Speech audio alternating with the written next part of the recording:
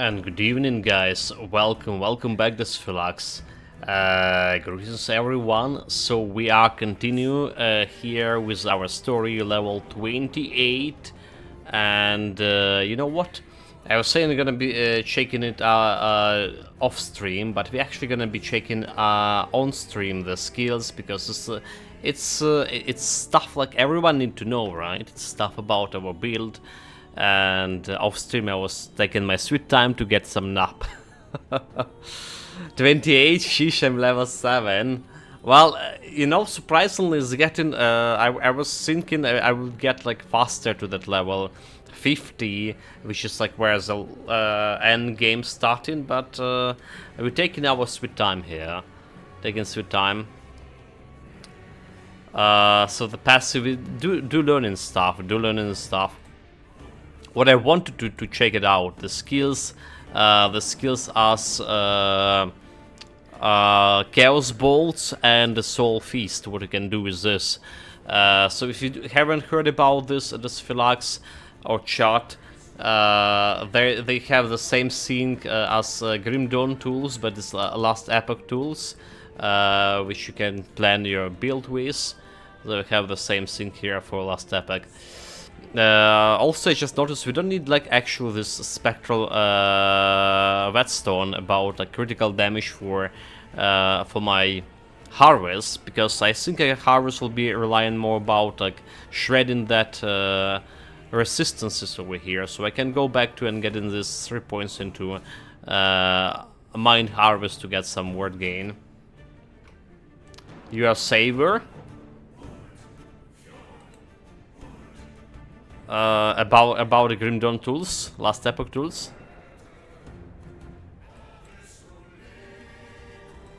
What kind of class you went with, the Sphilax? Okay, so what we want to check out, the Chaos Bolt, how the Chaos Bolt works, because it does have synergy with Kasunic Fissure over here, at least. At least you have a synergy over here, but if it's a good synergy, or it's do we even using this? We went with the Rogue. Rogue was also another class that they give a new subclass in this release version. It's Falconeer. I saw people were playing it yesterday. I saw it on video as well. Looking well interested, I would say. You have a bird that doing the stuff for you, but the bird itself looks like more like a skill. So abrupt chaos, casting speed, 4 per point, projectile speed. Whenever you cast the chaos bolt, you gain a stack of the destructive intensity up to maximum. Each stack reduces the target area and improve the chaos bolt's base critical strike chance. Okay. Chance to increase area per point. Chaos Bolt Explode have a chance to deal damage in a much larger area, which is kinda good. Chaos Bolt hits now have a chance to fear enemies, and projectiles start. Not sure about fear effect. Not sure if they're gonna be working against bosses, and yeah. And basically killing everything else like just okay. So fears could be like defensive mechanism you can use. We did use like quite a bit in Titan Quest, but we'll be in need on the defensive mechanism, fear, confusion, or some alike in this game. That's a big question, because so far it's feeling like easier walking in a park, despite not having like any good gear on me. So Chaos Boost is additional projectile, but it has a higher mana cost. Chaos Bolt hit once a few volatile zombies, cause it to instantly explode. Zombies exploding this way deal more damage. Oh, this is kinda interesting synergy with zombies exploding. But synergy we're not gonna be using for this build. Chaos Bolt projectiles have a chance to consume additional mana, causing it to deal more damage. Revolution. Whenever the mana consumed by the mana anarchy node, your minions gain additional spell damage. That's a buff in the spell for your minions. Bolts no longer shoot multiple projectiles, but now instead shoot one large projectile, causing it to deal more damage. Also interesting way to do this. So hit damage to curses, damage per points. Chaos Bolt did more damage to, and hits more damage to cursed enemies. So there's a synergy with curses. But like if you're using the Chaos Bolt over here, we have one less curse on my enemies, because spears are the curse basically, and we're replacing them with Chaos Bolt. So Chaos Bolts hit against cursed enemy, regain health and mana. Okay, so there's like mana regen here for you. Oh, right. So that's more of the synergy I like to see. Alright, have more projectile speed. They hitting for quite a bit, those Chaos Bolts. And there is that health regen. Chaos Bolts hit against cursed enemy has a chance to cause it to recast Chaos Bolts from the location towards another nearby enemy, consuming a portion of its mana cost. They recast of minimum range of 5 meters, and it will now cast at enemy within that range as well. Chance to recast 10%, and bolts mana consumption 80%. Cursed Bolts. Chaos Bolts hit a refresh the duration of your curses on and grants a health per curse. This is really good. This is actually really good. Have a really good synergy with the curses here. Harvest chance per dexterity. Chaos Bolts hits have a chance per dexterity to cast your attack with Harvest from the location of the enemy hit, hitting them and enemies around them. This effect can occur maximum 3 times per second. Okay, so it also can get the Harvest there. So we can synergize with Harvest as well. And as the Affliction Burn Curse, Chaos Bolts used against a curse's enemy casts a Burn Curse on their location. Okay, this is like really good. This is just giving me like more mechanisms for chaos, for curses. Maybe I should consider this like as my... But the problem with Chaos Bolts, it's also like another mana sink, so right? I can use the Harvest as my main attack and sink. And then meanwhile, the Chthonic Seizure and Spirit Plague is damage every time I cast it, and I'm waiting for another like 3 seconds until this damage every time stick in. Meanwhile, I'm just using is a Chaos Bolt or a Harvest as it is. We do have a chance to use a Harvest, so that's okay. I can use Chaos Bolt instead of Harvest. Harvest provided me with that potentially shield and health, right? But it's also mana free, and it's have this shred of necrotic resistance, meaning it can deal more damage to enemies. Necrotic. Okay, so the physical conversion, dominant to bleeding chance. We don't care about this conversion. Dominant chance. Chaotic Bolts hits a chance to inflict enemies with dominant status. How do I even check out how this status work? I didn't want to do that. Yeah, I don't know what to do. Should I call the shift? I just want to see what the dominant is. So yeah, there's a good potential for this Chaotic Bolts to be used as a main attacking skill. So 50 levels are like 50 skill points.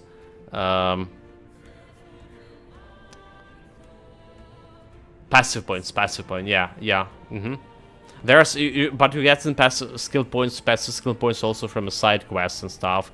So it's not really exactly the thing.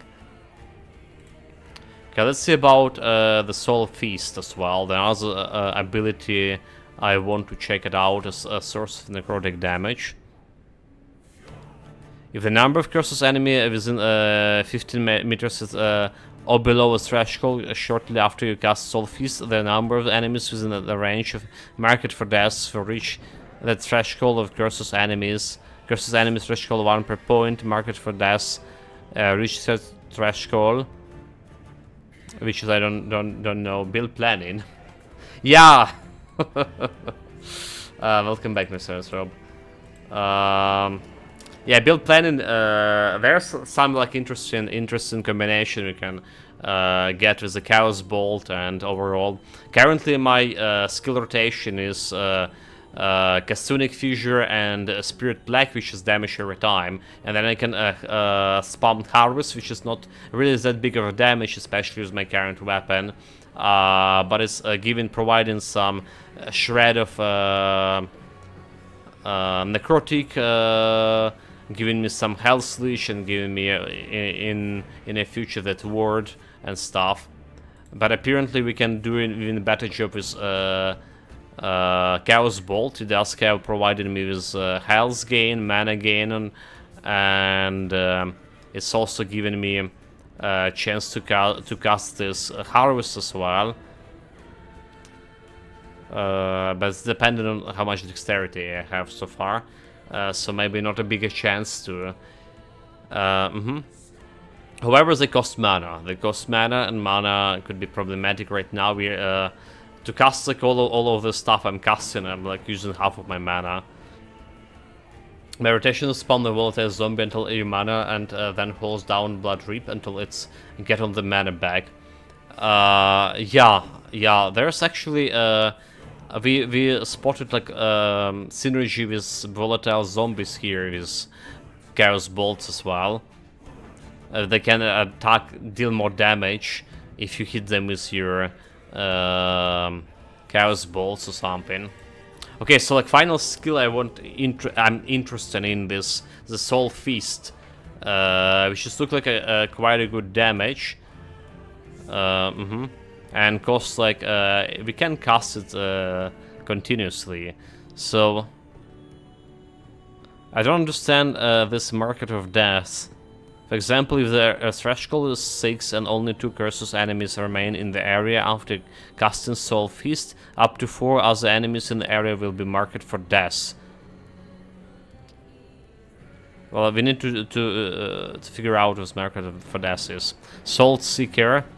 Soul Fragment grants additional awards based on your intelligence. So the effects of this node is not rounded. If they granted it a 1 award additional award per 25 intelligence, but you only had like 10 intelligence, it would grant a 0.4 additional award. Okay, bones of the cursed. For each curse on this target, a Soul Feast hit grant more award and deal more damage. Okay, that's pretty good. Sharpenal Infuse. Soul Feast costs less mana and can hit more targets. Maximum targets per 2 per hit. How many targets we can hit with originally? Hit up on 30 near cursed enemies in 30-meter radius. Okay. 13 like look at a decent number. Another Strife. Whenever Soul Feast hits on the enemy cursed with Spirit Plague, decryptify a market for death, so the penance it spread a curse from that enemy to another enemies with 5 meters radius. Necrotic physical damage, so we're not interested in this node completely. Soul Feast costs less mana and has a chance based on like, your current mana to draw back greater souls fragments, which grant more ward.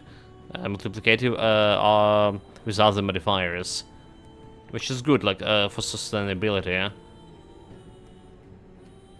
Gets additional words from mana granted from a area of bosses of 6, so there's a way to get in damage and mana. The thing is also like the stuff that consuming your mana, and I'm not sure I can use it like this. All seems like look mana hungry.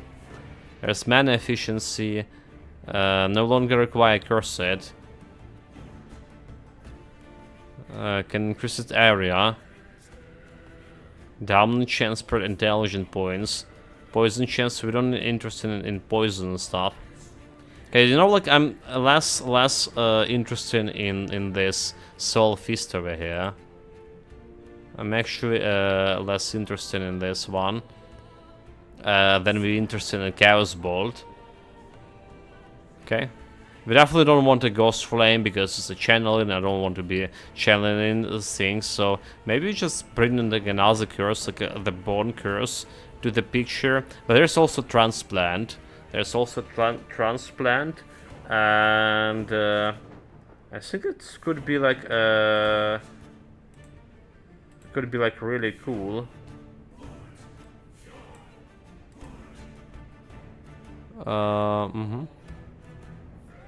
I want to remove this. Oh well, whatever. Anyway, so yeah, the thing is, Chaos Balls have a very good potential. Not sure about how we can deal with the mana problem right now. So we're still hardcore, level 28.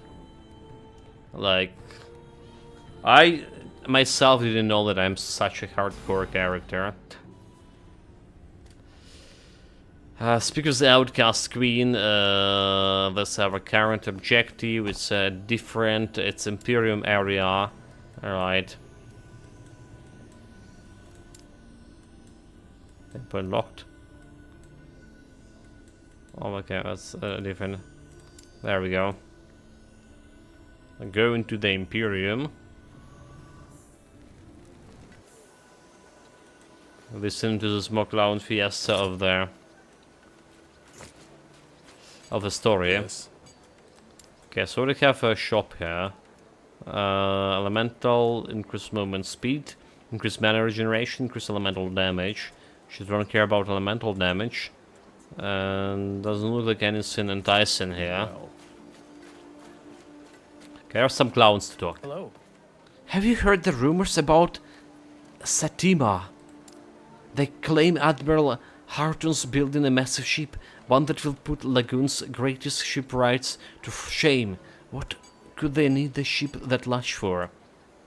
No clue. Nothing good, I imagine. Do they intend to sail out west beyond the horizon? No one ever heard of someone sailing that far. Good for them. What?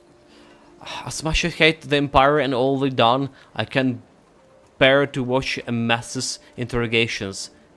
It isn't right. So, are they dead? Couldn't some of them still be human? They might still hold some of their memories or their personality.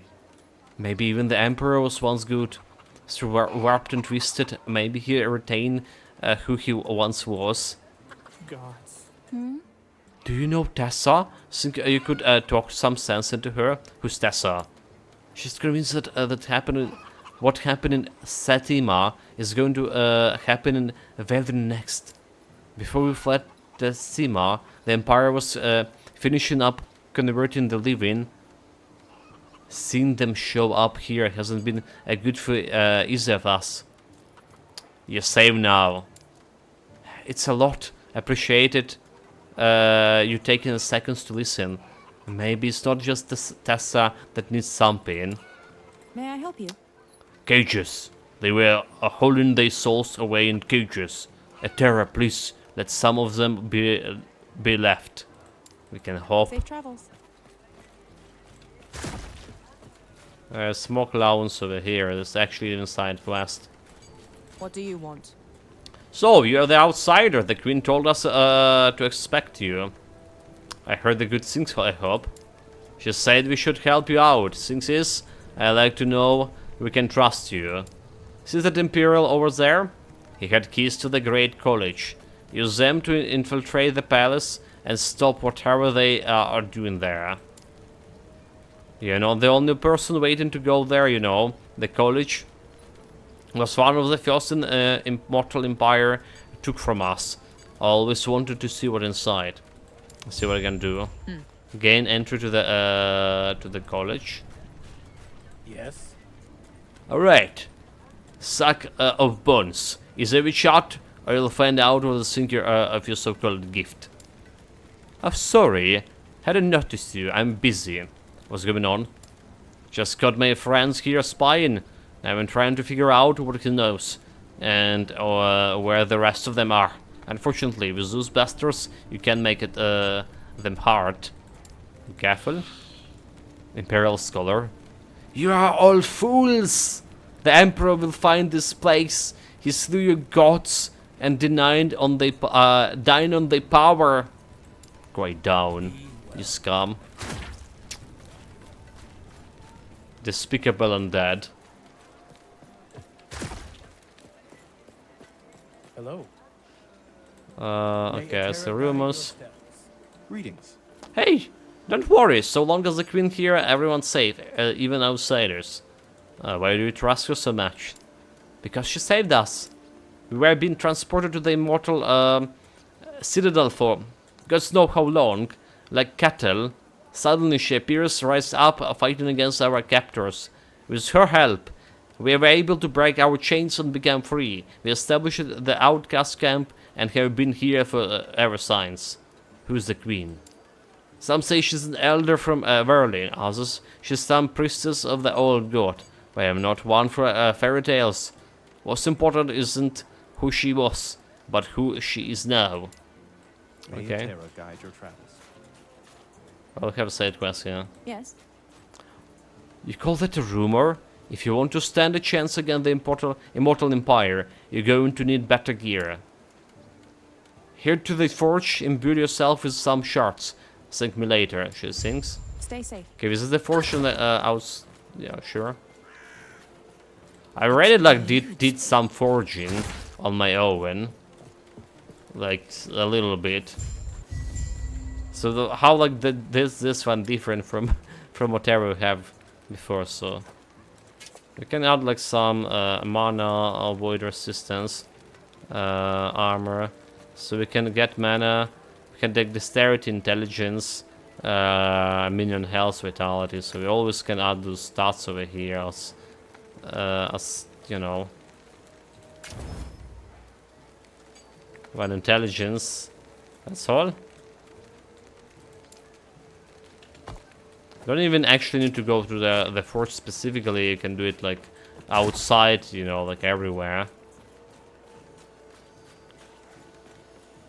Okay, so far those dialogues are so bad, like I don't know even why they even exist here.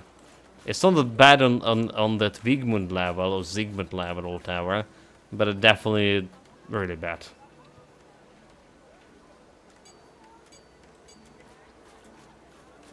Oh, like, yeah, the plan is still on. So I was talking to myself, chat. Although with all of this, sorry, I closed the browser, but it didn't show there. Nah, don't spoil a good stream. Yeah. I'll be back, chat, we're back. We just like went around and talked with all those people. Should I talk with them again? Yeah, for the chat's sake.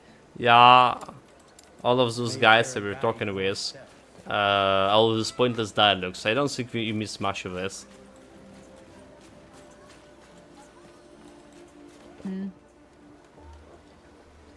Outcast Queen. Welcome to our humble camp of Outcast. If you mean to join in the rebellion, you're a good company. If not, well, then you just made a poor choice coming here. Good company, I assure you, here. A shard, wait, no, the whole Epoch. I'm here to stop the immortal emperor. I mean, yes, the Epoch should be the key we needed, but... well, you're impressive, I'll give you that. I know. I just know that I'm impressive. Assuming we trust you, if you get that Epoch close to the Emperor, we might be able to use that power against him. One of our mages had the location to a secret entrance from his base, but he's been captured. They're transporting him west, somewhere in Verlin. I heard that now. Okay, go again, enter to the Great College of Verlin, and basically that's the same place we go in. Okay, let's see what this Imperial scum are made of. The necromancers are undead. I myself have been acolyte at some point and was adopted into Wait, are those guys like just teleported on me? Dubbed in the magic of summoning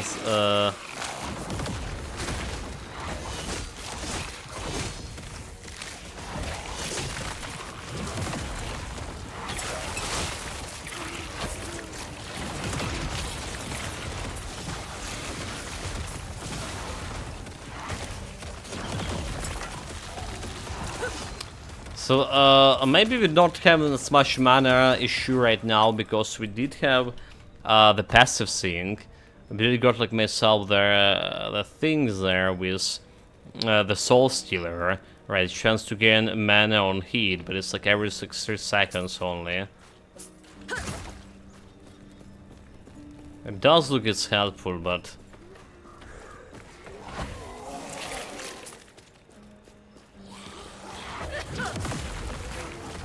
don't really need even to go and get in them in melee there. There's soul fissure. Just doing its work.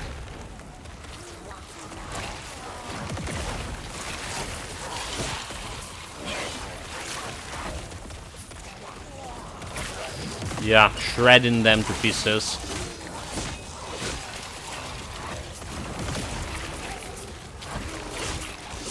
Still, okay, so I did adjust myself to attack with the right mouse button at the end of the stream, but now I'm back to square one and still like pressing left mouse and like wondering why it's like not attacking.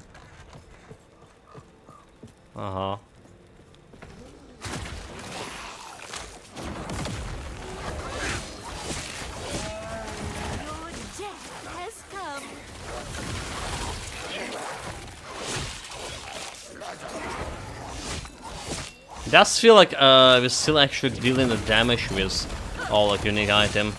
With my soul harvest, with the harvest thing, with the harvest damage, like 155 offhand.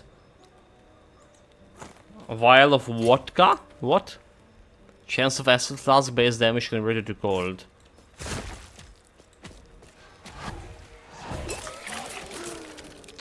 Wait a minute, it say vodka. Okay, no, it's volatile ice. No, never mind. It does look like a vodka. So, poison chance from all sources converted to frostbite chance. Definitely something we can use on my build. Trying to get like curses, damage every time, necrotic damage. That's what we're aiming for.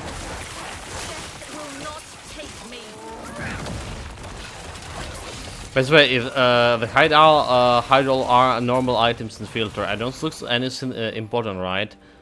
Nope.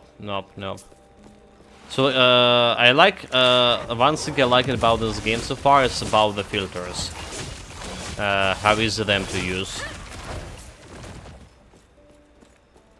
There's no cosmetic rides that are lying around or anything that you need normal items. So like our filters right now are looking like this. We're hiding all normal and magical items. We're hiding 11 types of items here, which is like basically axes, maces, swords, daggers, two-handed axe, mace, spear, swords and bows, and like shields and quivers that we're not like using on this build. Right, so that's what we're doing here.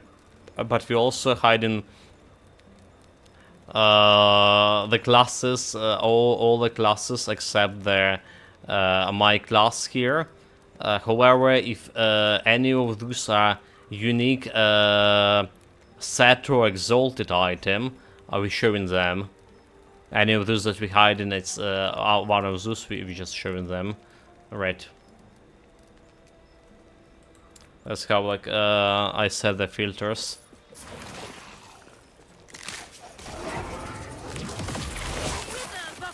You probably still need some blue items yet, so like white items you don't need.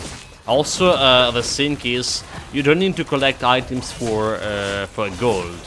Right, you're getting like way less gold to sell for selling the items, right? Like one items costs like yellow item, right? No, I'm not even talking about blue. Costs like around 20 gold. You can get like from just on the ground way more than you can sell this item for. Well, when it's coming for those unique items, however, like you see, those are 500 gold, so those are worth something.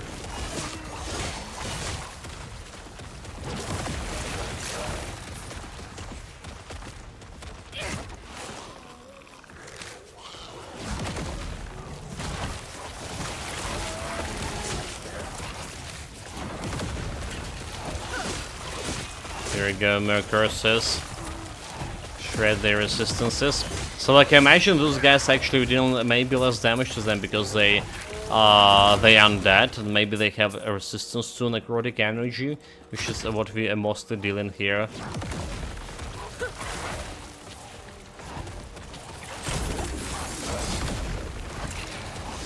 Lightless arbor key. What did that think?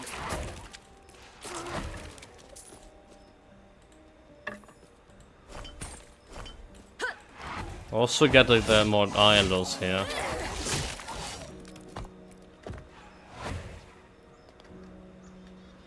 Where we are need to go there. There's a portal as well, so we should probably go back. This one giving increased damage over time, increased void damage, increased minimum void damage, increased stun duration, increased necrotic resistance. And the key opens the door to the lightless arbor, a dungeon beneath the shrouded reach. The shrouded reach lies to the east of the last refuge and can be reached by the heading north from where the sheltered wood exits onto the surface. Right? Okay, so shrouded reach near the last refuge to east. Where exactly it is? It's an ruined area. Okay, so that's this area here. I do have like the key finally for this.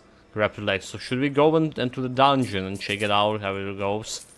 Or is something we can do like after the campaign?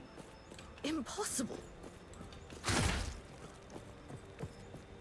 I mean, we don't want to die if the dungeon is like surprisingly hard or whatever. Not take me. We are hardcore in it.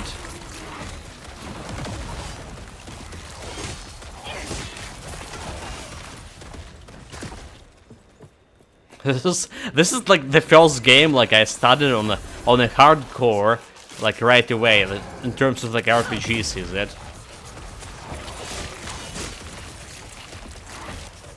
Your death has come.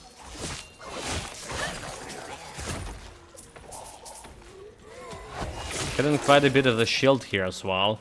I wonder if we can make it last longer. Probably we should try to. Retention, that's like what we're looking for.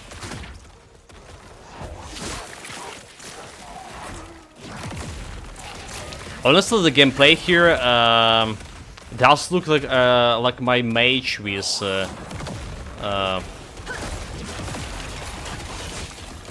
my mage in Diablo we had.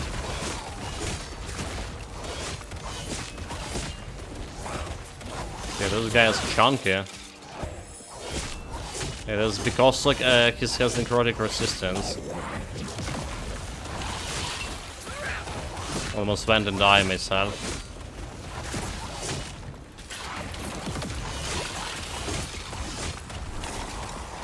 Is that? That's the glows.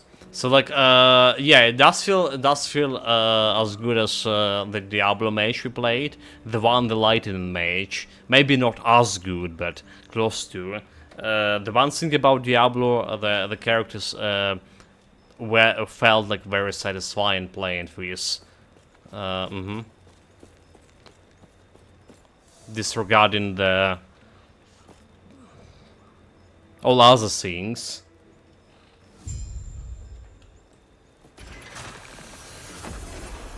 in peril. So that guy was actually dangerous. Yeah, I put my health like really close. And that's before I was boasting about the game getting too easy. Also, those guys are dealing quite a bit of damage too. You know, like one thing about I wish they had, like, so I can compare myself, like we can do in Grim Dawn, to the enemy power, right?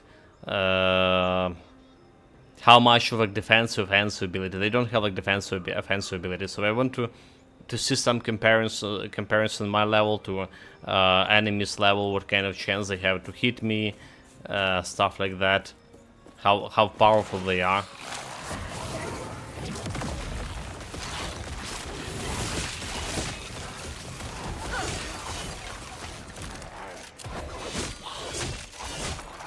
So I imagine this is like a physical damage, dude. Dude, like they shredded me here. Yeah, it's like probably physical damage. Because what else it could be? And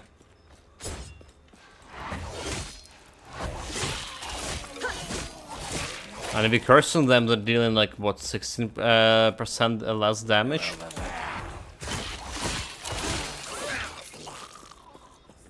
Impossible. Your death has come. Okay, we need more sustainability.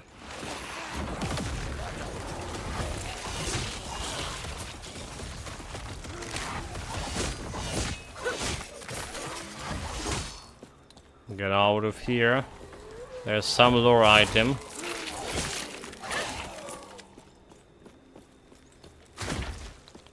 Where is this going? Nowhere. So do we go like around?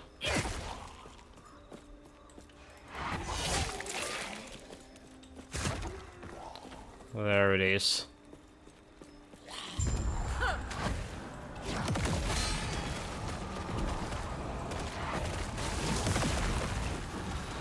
What the fuck are you, dude?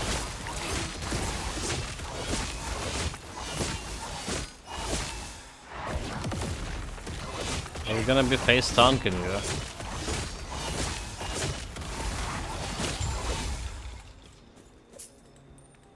Yes? You saved me, Athera! If only you'd be here sooner, the odds would still be. I was told I'd find a mage here. You have to help Alric. That idiot let slip that his new something, and now they've taken him away for interrogation. Or worse. Why would they take him? I have no clue, but this ring, its magic is linked to him. The outcast over the Ricen Lake could help you activate it, to lead it to him. I offered to join you, but I don't think I can. Where is this Ricen Lake? You need to head fast to the lake. Take the rings to the outcasts there, they'll be able to find Alric. Look for a stone, inscribe it with the runes by the lake edge. Touch it with Alric ring and the outcast will let you in the hideout. I'll find him, and I'll kill him. I mean, don't worry, don't worry. Sorry, wrong voice lines. Gods be with you. Okay. So, like, we're not going here anyway. Outcast camp over there, wailing outskirts. We still, again, entered the Great College. Think. I guess this was over there.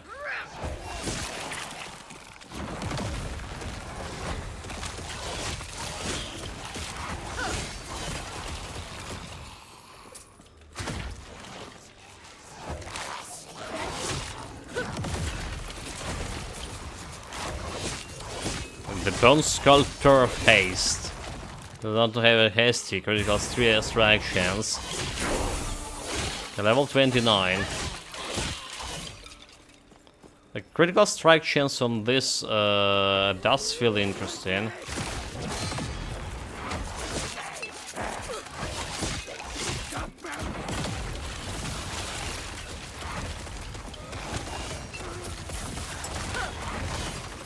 Got that potion.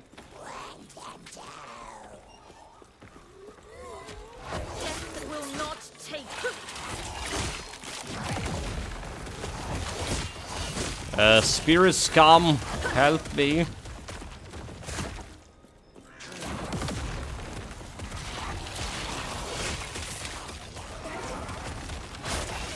So they do have like gotta panic a little bit again. They do have a critical damage, this thing. The curses.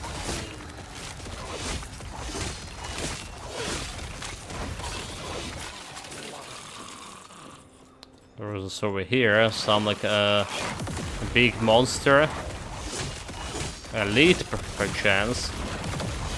Death will not take me. Know your place, Mr. Elite.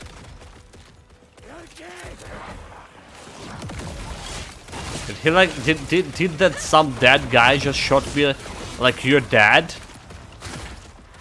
Did they realize they are also dead?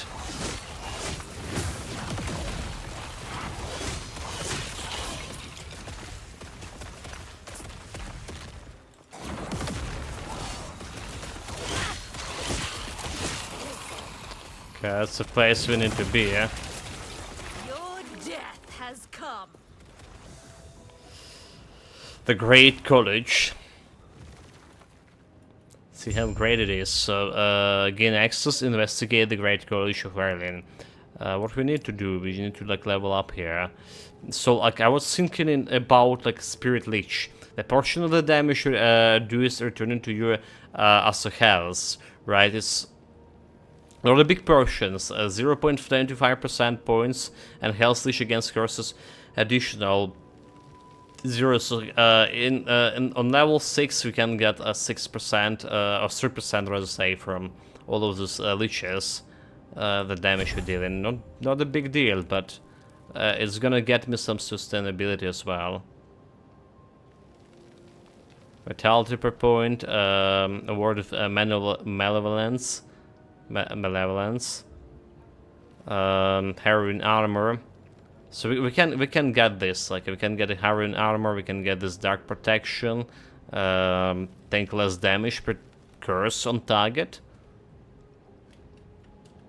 Looking interesting. And for my spirit plague. So it's okay to get it more mana efficient over here. It's also okay to get more wards according to our plan. So we get more wards per just enemy hidden by this thing.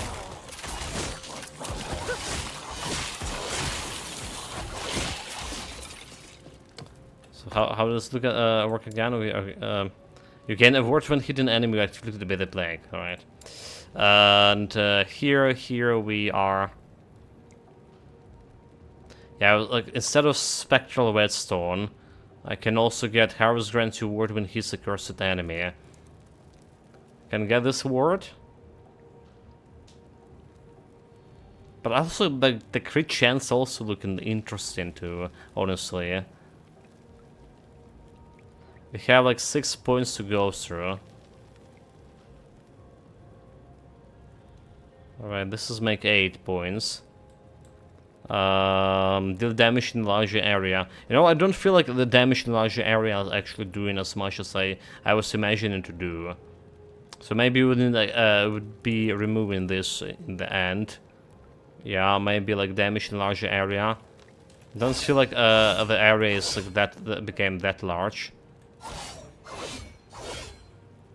It's still as well, not as large as I imagine it will be. I'd say. Great chance. So like let's see, 20% more to this area. Alright, like just experiment a little bit. I just want to experiment how this like 20% of large area it is. Alright. And then we can remove this point and spend another half an hour earning it. Alright, it's not a big deal. At least maybe at end game. So 20% added to this. Yeah, I don't see like the area that big of improvement of area. Like I don't even see like judging by animation that this like 80% of improvement to area of this of the skills. If this like got make it any better. It's probably a waste of skills points. Identify yourself. Only those with the Imperial Office crest are permitted beyond this point. I'll need one of those crests to get past the point. Try to the ruined area to investigate the Great College in the okay. So we need to go to ruined area here. So that's what is going on.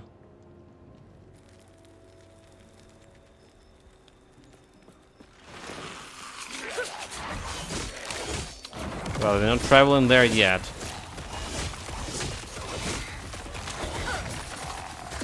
That's for sure.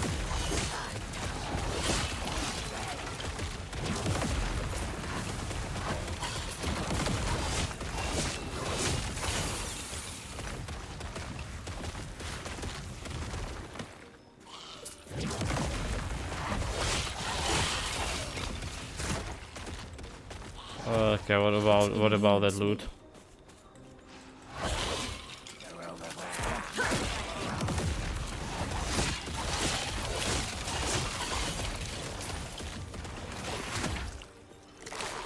Experience shrine, yeah, okay, that's a good one.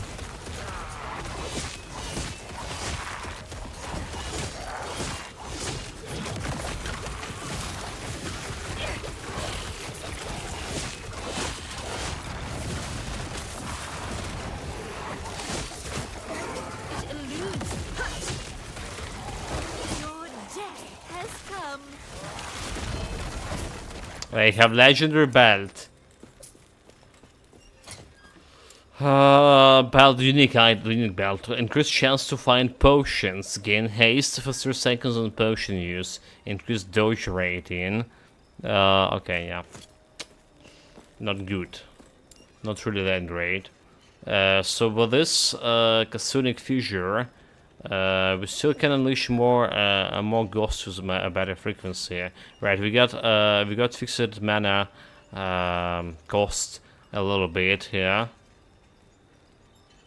Did down damage per second, double if cursed.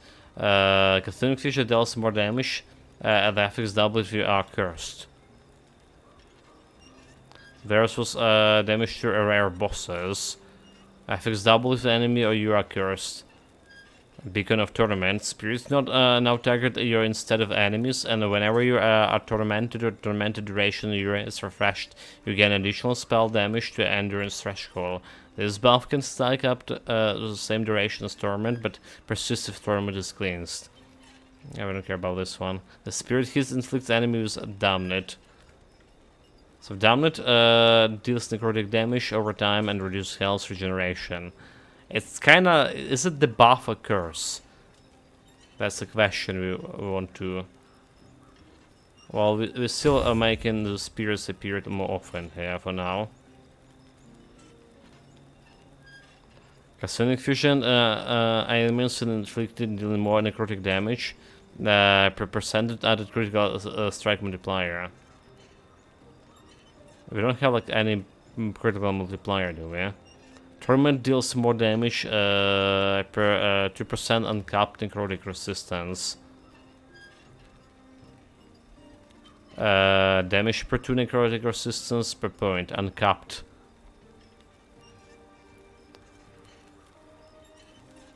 Meaning like the 75 is like the highest resistance here.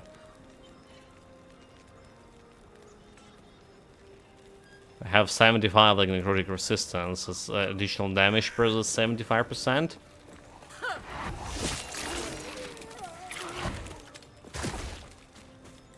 I wonder if they're gonna do something with the resistances here, like put some curse on us, like in Titan Quest, Grim Dawn, or Passive Exile. Past they go, at some point of the game they just shred in your resistances, like minus 30, minus 50, so improve, increase the difficulty of the game. Because we're already overcapped with the resistances, so not even using the gear for this. So, Soft Warden, like Imperial Werlin. We can go to Ruin area here. and the Ruined College. So we can just travel there and see about this college business, because we just unlocked the portal here.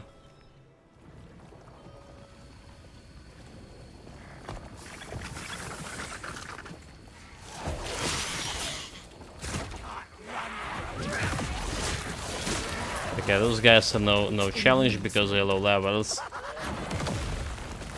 This is my favorite monster so far, the cultists.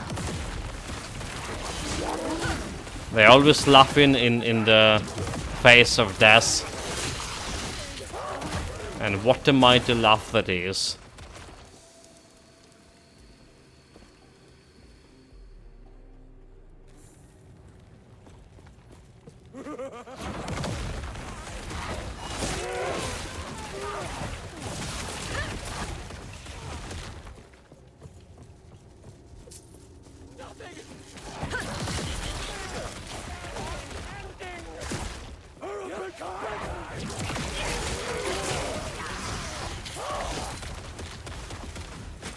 And also item potentially for me to sort through.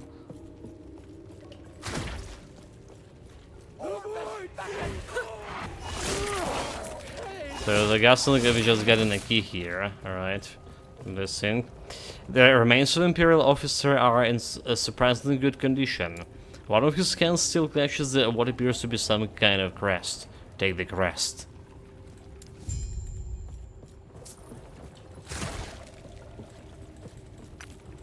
So we can go back to Imperial area. I'm gonna check this the college thing. Look at me like jumping between times like it's nothing. No challenge at all.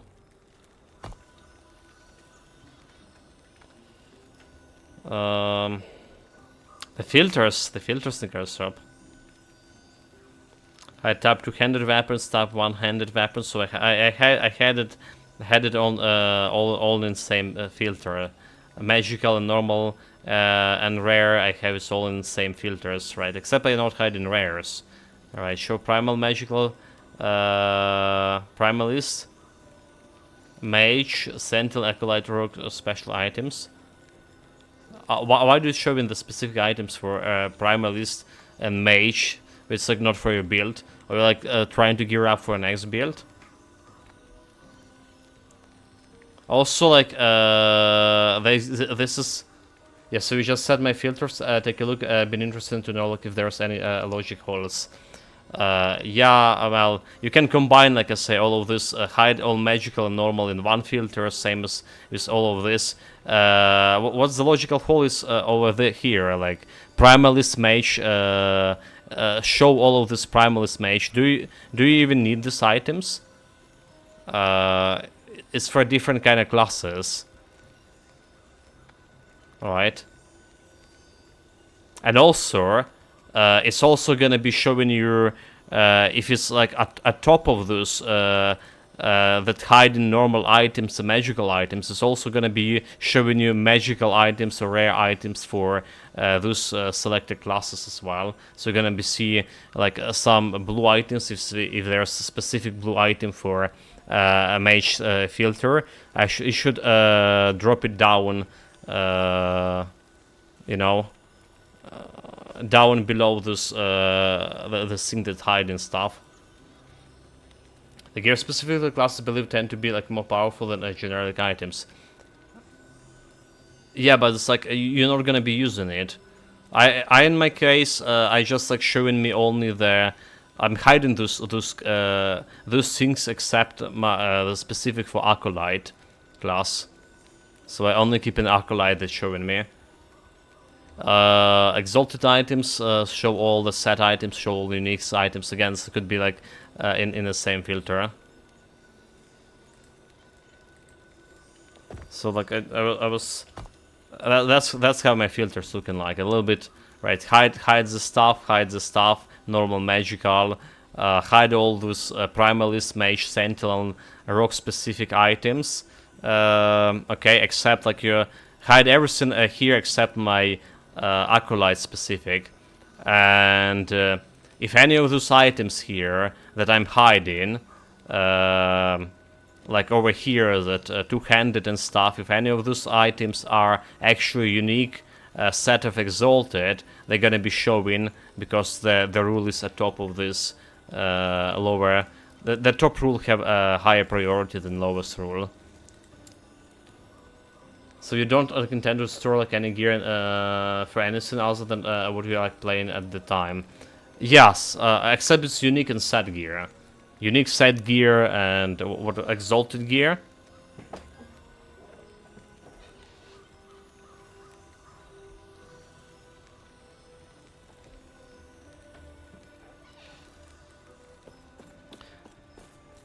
That's the plan at least.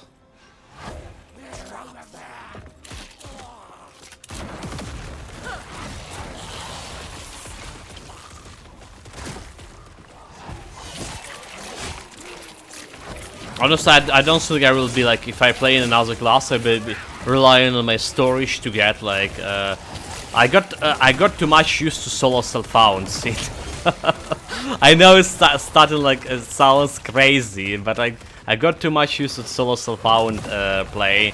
Like we do in Passive Exile, we can all of the builds we played in a Grim Dawn actually were solo self-found, so I weren't using my items for my Grim Dawn stash.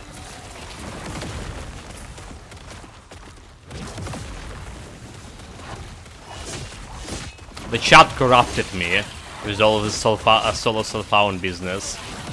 I'm not at fault. So the only difference between us is I have a rule showing like lower rarity class gear.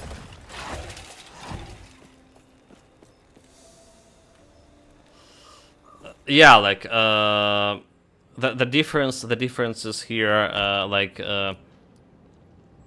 if you get like lower, I don't know if there's class specific gear for mages, right, and for magical item from blue item, right? So like you see you showing here all this primalist magic gear. It should be like the show filter should be like below everything, because well, you don't really want any, even if it's a class specific, you don't want to have like a blue item, right? Again, I don't know if class specific can be blue, so it's like my guess that maybe can be, but just in case you can put it over here. However, like if you want yellow items class specific, so like yellow items should be below it. No, basically I'm saying the rule is that at top is have higher priority than rule below. It's like a very good system.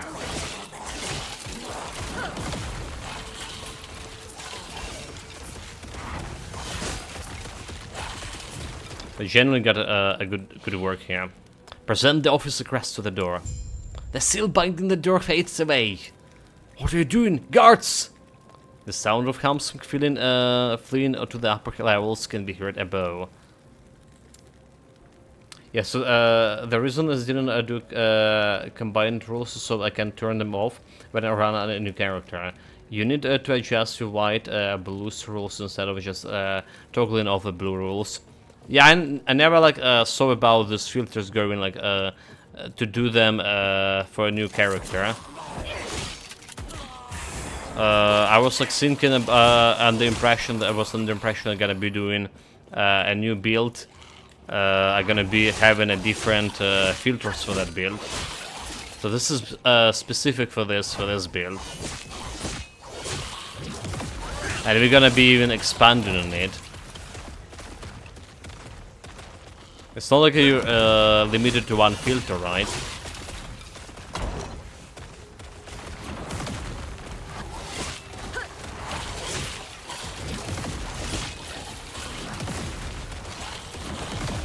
It's like a Passive Exile. Usually, when people like getting close to the end game, their filters became very specific for gearing up like specific items.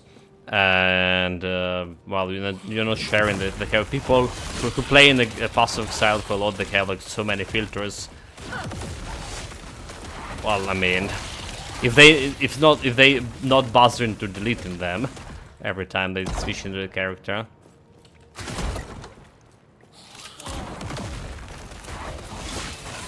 But yeah, not planning to reuse the filter. So I see your point. It's more universal approach.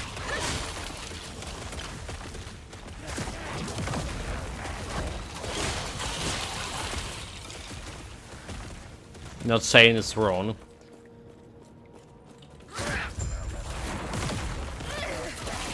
Oh my god! Oh, I'm out of here. The hell is this was? Almost lose my virginity. I mean, hardcore. Jesus Christ. Wrong words.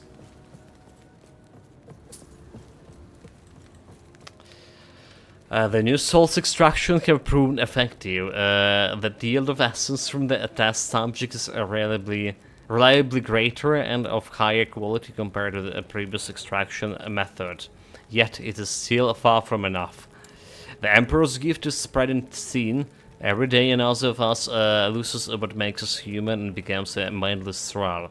Immortal and loyal, but locked in the heart of Emperor, defied the gods to defend. It pains me still that we have resorted to this, but what choice do we have? Even if the living were willing to accept immortality, would we be able to provide enough essence to sustain them? We can not let these souls to go to waste. If my works can keep the spark of consciousness lit in single imperial citizen, I will sacrifice as many of the living as I must. So I have removed the rules about the class specific, however I am not excluding them. They will naturally be excluded by the other filters. Will they? Okay, I mean, some of those. I mean, there's some of those will be excluded if they excluded by, like, you know, you're still gonna be getting like some acolyte, for example, armor. This is actually class specific. Acolyte helmet. Acolyte helmet.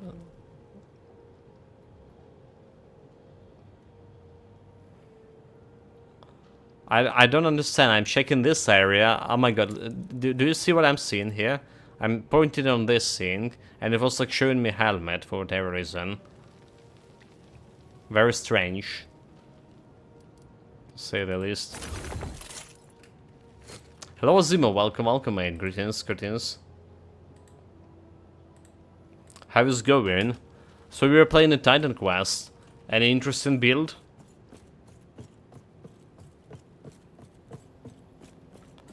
Return to an unsettled outcast camp. There is this.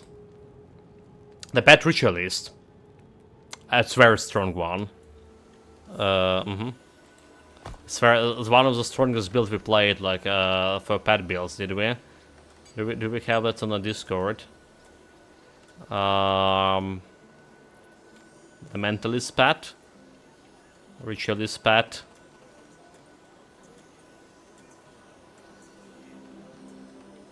It's nature plus dream, is it? Like, I don't have it on Discord. Damn it.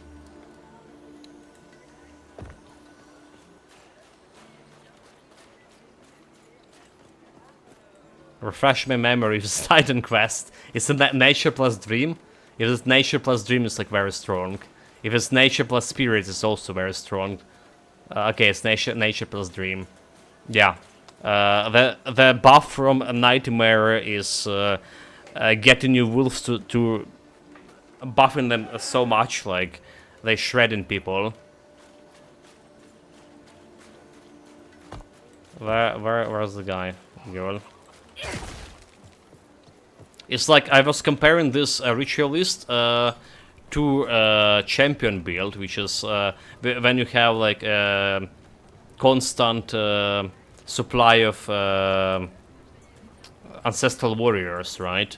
when you have permanent ancestral warriors. So it's as good as permanent ancestral warriors champion in terms of cleaning speed and overall survivability. It's one of those builds that easy get 0 deaths on legendary. What do you want? You stop what the Imperials were doing in the Great College. Excellent work. Guess that's one of the for adopting the Queen. You have my thanks. Okay, passive point, right, for this side quest. We're gonna get this Hell's Leech, more Hell's Leech here. Okay, let's go back to where we are. Reading the Soul Warden Road.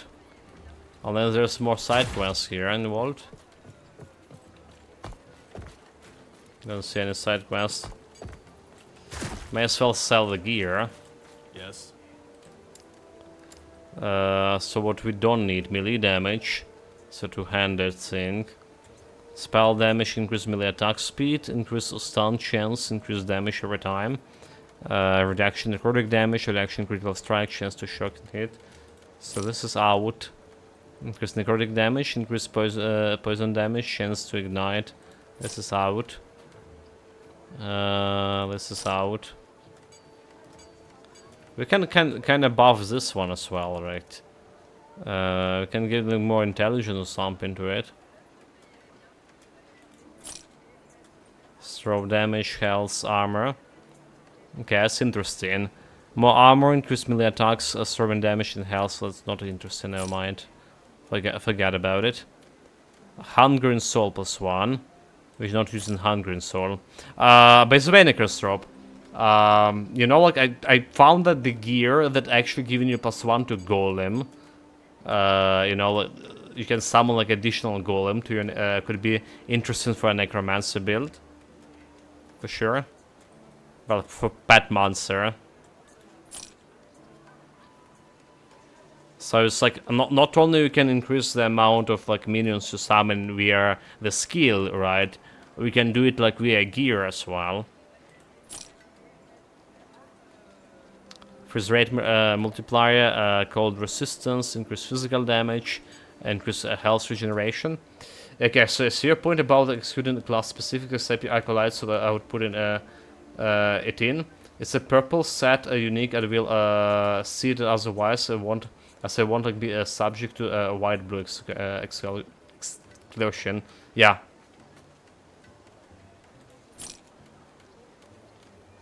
Increase physical damage, cold damage, poison resistance, necrotic resistance.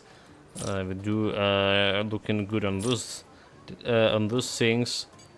So we don't need this belt. Potions find, and this is for using a lot of potions. Chance to find potions, increase dodge rating. Doesn't looking that good. Let's throw all of this into storage meanwhile. So what I was thinking about, like how we can improve this one: critical strike chance, necrotic damage, and we can add chance of blind, chance to ignite, frozen chance, health on kill, increase stun chance while attacking, increase stun chance overall. That we can add to this as the secondary affix here. Chance to blind, is the blind a curse? That's a question. If a blind is curse, how the every debuff we have is a curse, or it's actually there's debuffs and the curses. If like blind is a curse, that's really good for me as a necromancer. Chance to ignite. Ignite or hit is just increasing more DPS here. Well, what we can do, we can improve necrotic damage. So costs like 1 fortune potential, and how much is it improving on?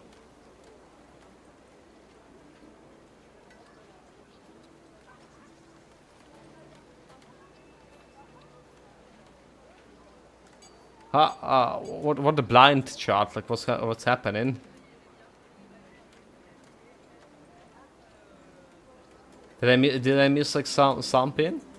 The last message was from like about the filters. And then like Warlock, Necro Sub-Saiyan. Does feel like blind. And I'm Necro. Nani? Ah, chance of blind. Oh my god, like... Yeah, losing it. I'm losing chat. Yeah, so like... that's a thing. If am I getting the chance to blind? If that's a curse, are we good because it's gonna increase my damage overall? Too many calculations, right? For sure. So for how much is it gonna increase my stuff here? Necrotic damage. We have necrotic damage is 13. So 1 to 4 go into. Okay, so it's went to 28, and I can upgrade even higher. Increase necrotic damage by 15 next. Affix shard. Oh wait, I don't have like more affix shards, or is it higher we can upgrade?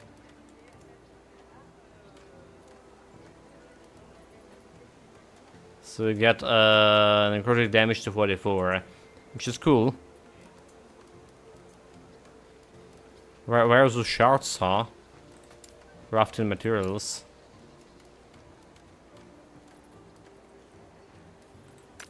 Okay, I see. I just couldn't like get upgraded higher than level 3. I see. Don't forget to get item out of the forge. So this is just improve my 666 Kasunic feature. Nice.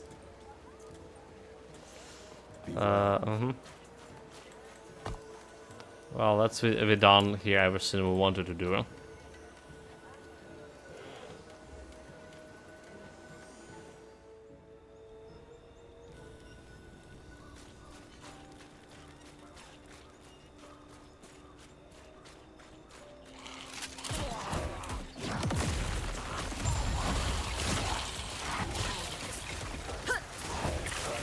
But I can't defend yourself and pass the gate. Easy.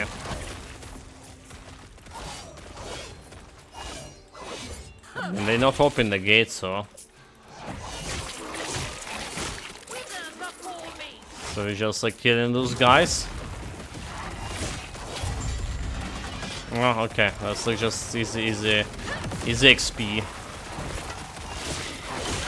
Level 30, chat. Level 30.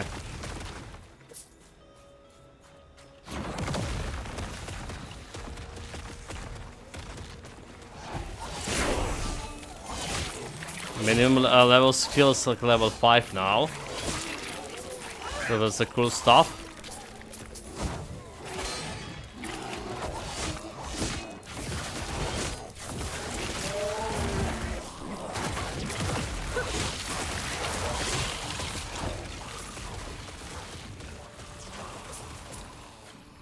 Can't really find a place to level myself up, can I? Let's shred. Kill all the bad guys. We're almost to a save point.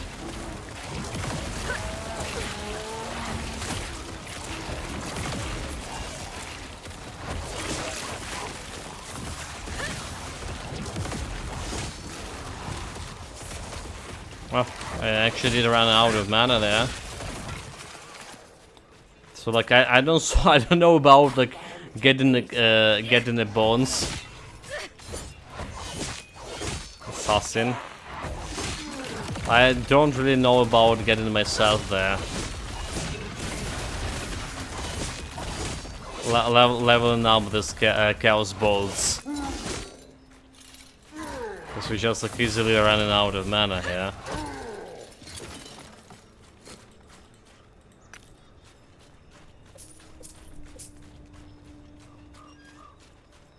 Okay, that's the place. place we need to go. Probably also safe place. Let's get a leech there. Let's continue with the leech. Dark protection. I do like the dark protection as well. So also, oh, it's level 35, never mind. I saw like level 30 we can get. Right, level 30, yeah. So Soul Feast. Yeah, I don't know about that. Transplant.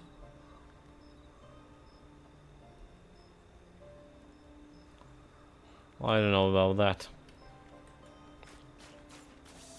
5 more levels till we can work on the next skill, actually.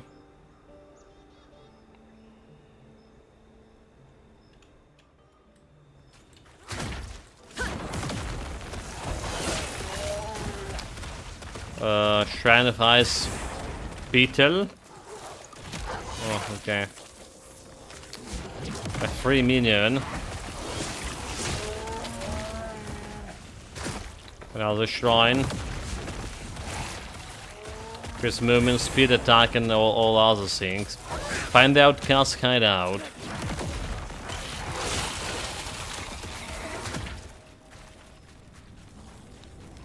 Okay, there's some bottle over here. There's a bunch of places of interest as well. It eludes me. Okay, let's see about this bottle. To corrupted lake. It's a ruined area. A ruined era, rather to say.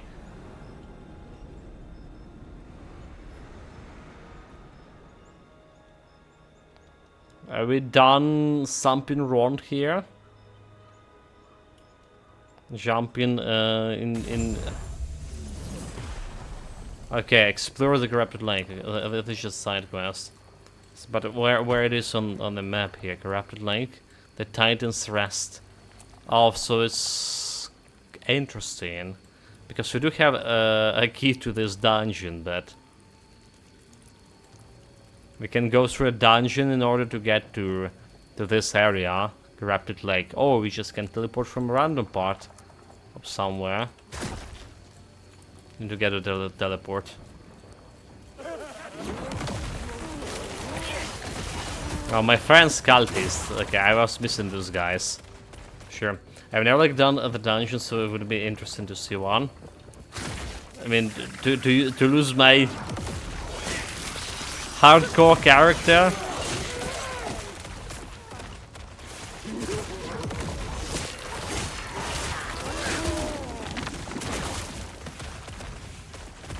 Well, I guess we can teleport out of it safely.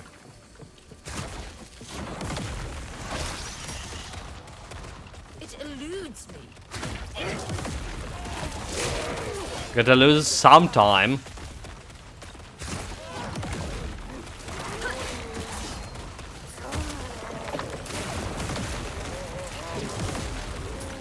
That's highly unlikely. Look at me like destroying those guys like no challenge. I was praying for more challenge for those past 2 days.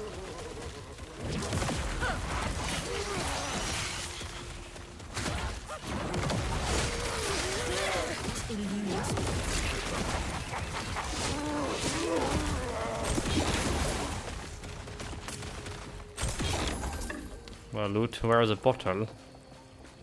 It is not here. Huh?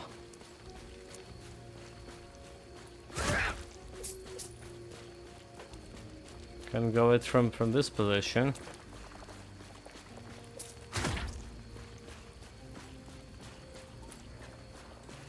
Impossible. Impossible. Indeed.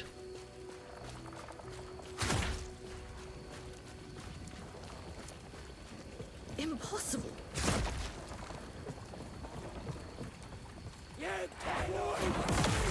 Okay, so we can also vary, we haven't been shaken yet.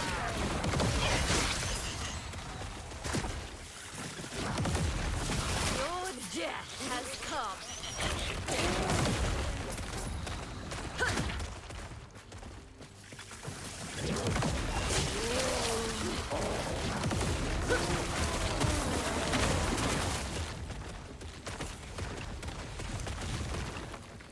This one can lead to the portal. It eludes me. I'm gonna hit. Eludes me, eludes me. Stop eluding me. So like, yeah, we're killing those guys no problem because they are level 26. 4 level below me.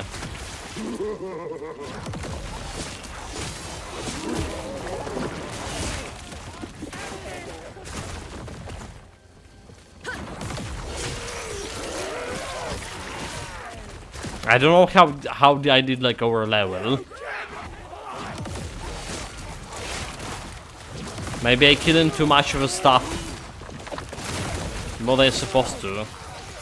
Yeah, also Grim Dawn runs never lasted long. Memento was fine, but you always like had to go a bad luck about yeah, hardcore. Like I get way better in the Grim Dawn. Will not take me. Build, you know, in terms of build planning, in terms of like actually reflexes, right? But I still dying a lot, like playing on those like rounds I played well before, previous months. Some builds were dying like. Admittedly, we were playing like on ultimate difficulty right away, so maybe like playing a normal would be actually reduce the amount of deaths. Minimize them at least. But yeah, like some builds were reaching like 20 deaths like per build. And some were dying end game, so that was a problem. Like, yeah, can justify dying end game when you have like all the gear. Yeah, the game like seems to be like set up that you're not like expected to fully clear each zone. Just done the quest and leave. If you're fully clear, you will overlevel. The filters and the fact that you don't need to sell a loot play into this. You mean to spend all your time and do an objective rather than full clean this. Yeah, like I did figure out. I did talk about this like today in the morning about like the game not really rewarding you about exploration, right? There's nothing to explore, but it's not exactly bad or wrong approach. It's the same approach as Path of Exile has, but Path of Exile, if you're not exploring enough in Path of Exile, you can miss like some important side quests. It does feel like in this game, it just can't hold the near to get all the side quests and everything you need.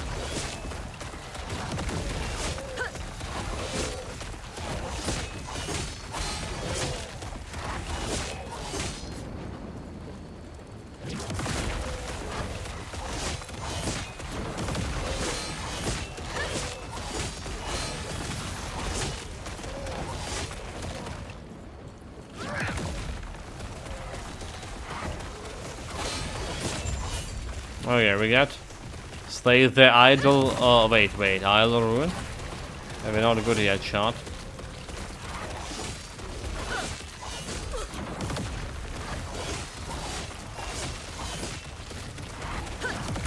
Or some guy could think he's like some kind of god or whatever, idol.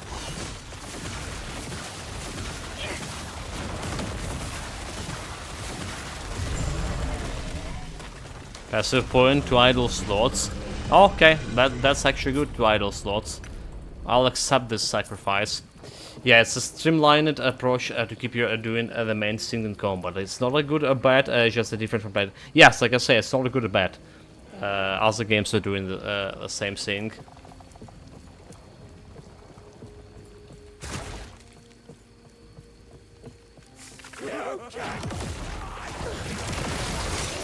But we have like more hand-hold in here, like at least for now. Or maybe I just like too full of myself and I missed kind of some side quests already. I don't know. Always could be possibilities there. The idols here. So we are. What is this positioning like this? Like really, you unlock like all of Zeus over here to different sides. Have big idol. The minion chance to inflict a plague on hit. The word gain on kill.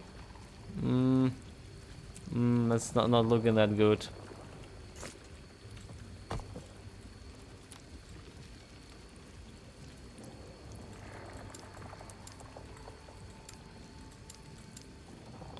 Wait point locked here.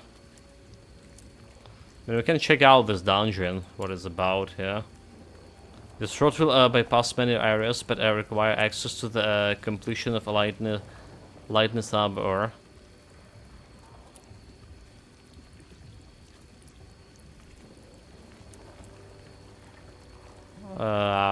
Okay. Let's go and sell the stuff or not sell the stuff. Yeah, because this is like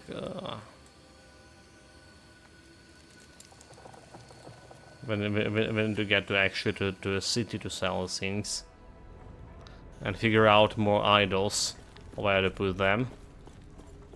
Yes. Okay, what do we have? Armor, endurance, increased health. That's what we're doing. That's we're selling. Potion slots. That's we're selling. So +1 drain life through dexterity. Increased spell damage, increased health regeneration, -5 intelligence. Intelligence on the boots. Okay, increased melee attack speed, increased throwing attack, cold resistance, minion health. Health, increased spell damage 20. Health regeneration, minions damage, lighter resistance. So it's just better than my current one. Alright, it's giving me like spell damage as well. So this one 666. I get into 703. Okay, I'll take it. Stun avoidance, endurance, dodge rating, stun. Okay, this is not good. Dodge, fire resistance, minion health. I don't care about these minions. Necrotic resistance, we're already over the maximum. So armor, strength, attunement. And what do we have here? Reduction poison resistance, poison damage, -8 health, reduction necrotic damage, increased spell damage overall, increased damage over time, increased lightning damage, and increased necrotic resistance, which I don't care about necrotic resistance. So let's have a better spell damage, but we can't do anything with spell damage. Reduction 26% of necrotic damage. I think it's big. It's a big deal. I think it's a big deal. So we're just selling this one, and let's figure out those idols. I have a bunch of idols over here.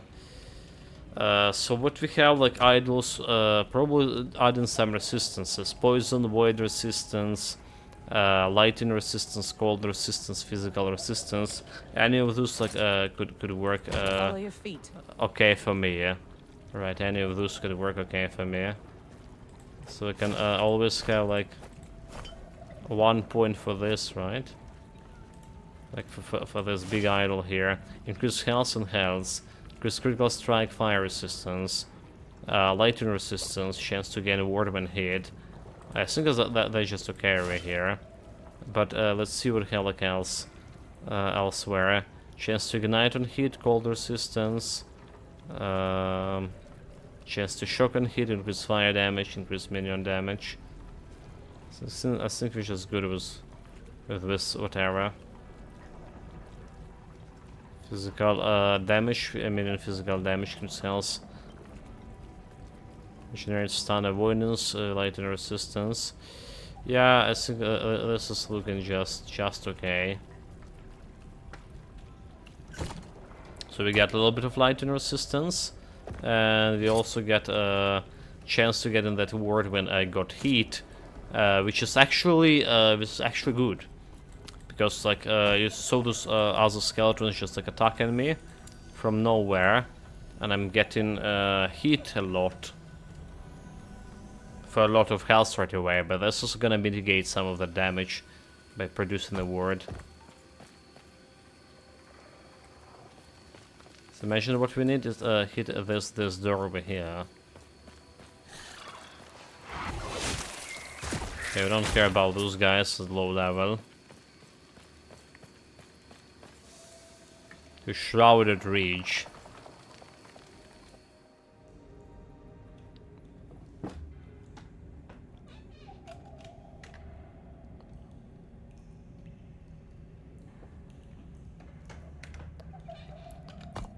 Shrouded Reach is something at level 14.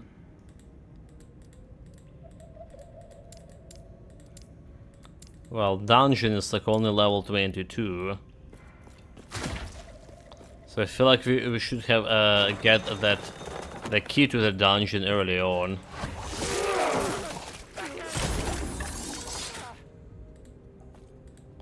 Well, I still can get some loot out of here.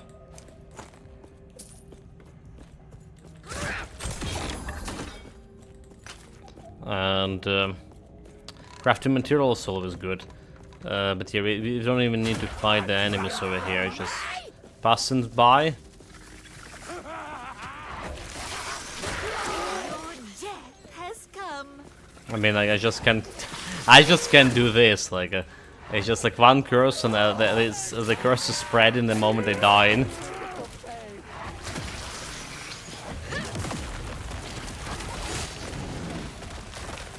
It's the game is rigged.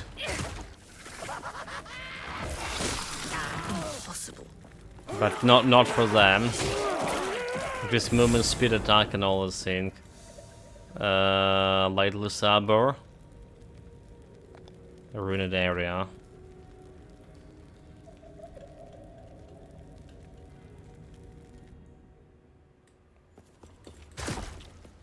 Human, can you hear me? Human, can you understand me? Lost Spriggan? Yes! That's good. Everyone else seems to have lost themselves. As soon as they woke, they started stomping about, rumbling the entire mountain with their steps. What was the giant monster so near the last refuge?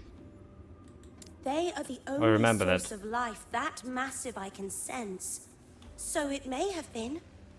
Wait, I also detect other humans.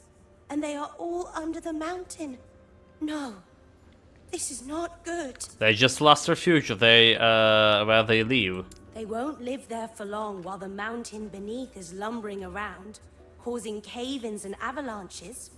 Someone needs to stop them before the humans are all shattered into splinters. You are the only other living being that isn't acting like their head has rotted through. So you're going to have to help me. If you can find a way deeper into the caverns, of course. It's been so long. Can humans see in the dark? Not particularly well, That could be a problem. for sure. Do not worry, though. There are clusters of pyre amber that give off light you could use. Be careful, though.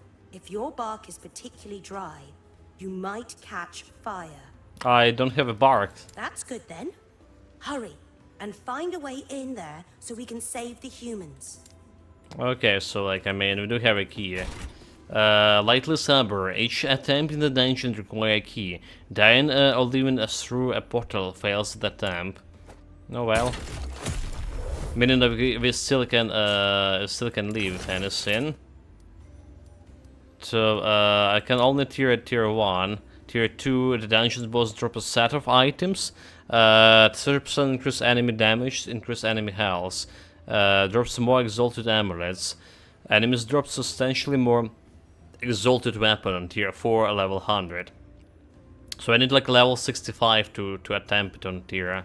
Well, this is only tier 20. Maybe wasting the key. Maybe I should like wait until I get a higher level to get it. So what is this? The Burning Ember. Enemies outside of Ember Light deal much more damage and take much less damage. Activate the ability to move the Ember to a target location or recall it. While you burn Ember, it's attached to you. It loses illumination when you are hit, reducing the radius and wishes to eliminate enemies. The elimination loss depended on the damage dealt a percentage of your maximum health. Okay, so that's they have like special mechanics here. Press D to activate the dungeon ability.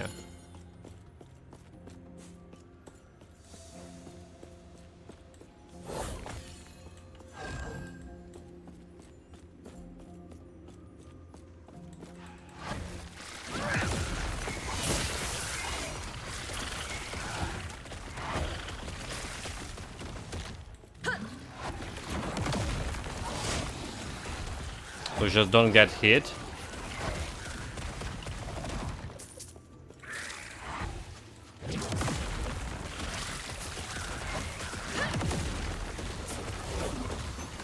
Your death has come.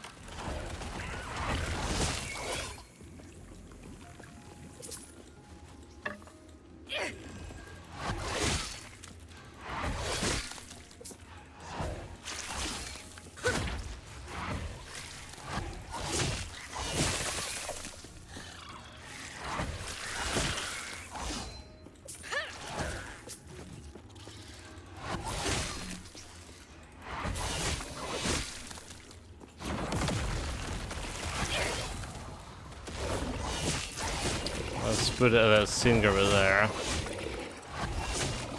So basically we don't want him to hit while I'm like eliminated. So I don't think we get an additional Ember here.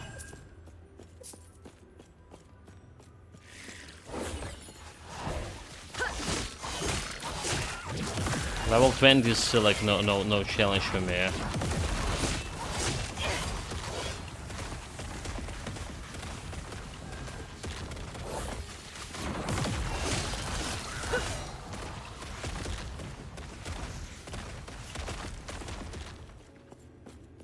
Maybe going around direction here. Come here, Mr. Light.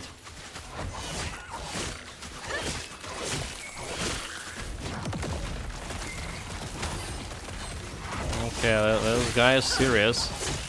Maybe not.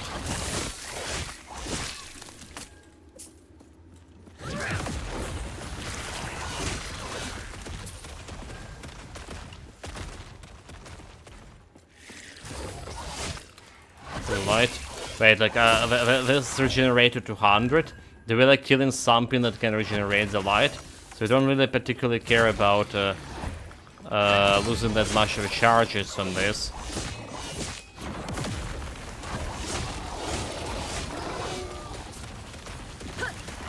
Because there's always something that can regenerate it. Maybe you do care.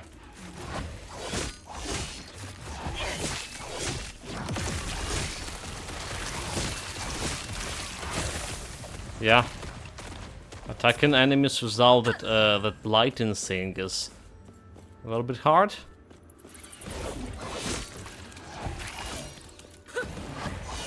Oh my god. Yeah, okay. That was a little bit of too much damage.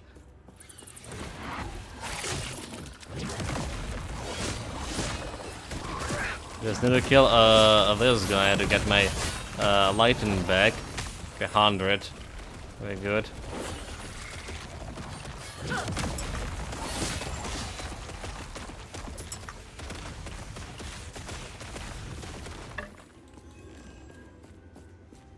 There's some kind of shrine here.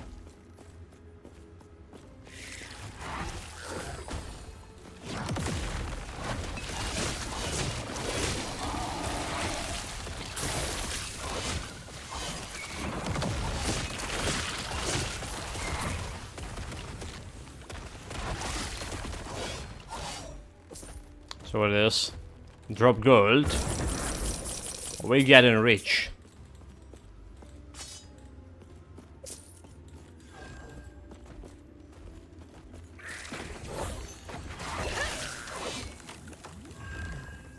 There's some lore item.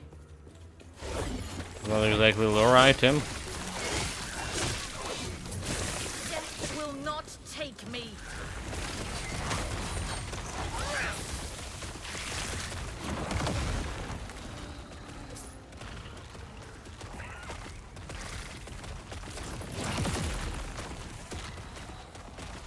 And then to clear the singer, man.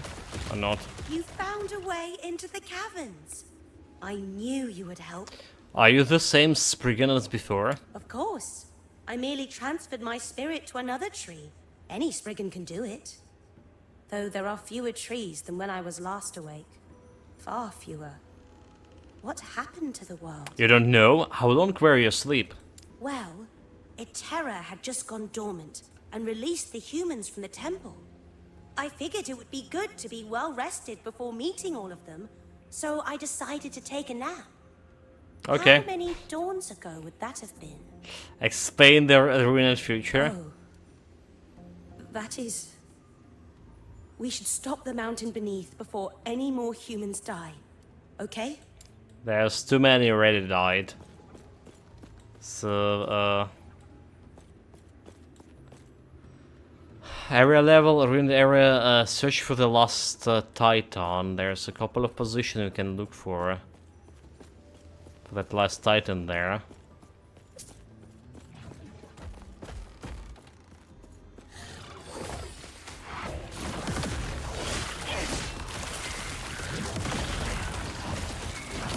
For darkness we go. Those bots are like really dangerous, so.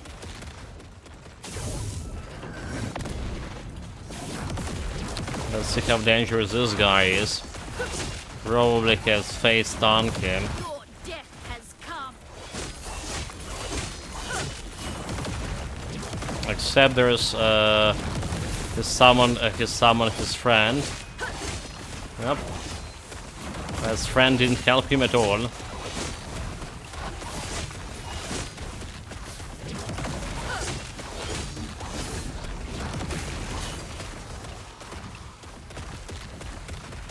Like some blue, the different color belt.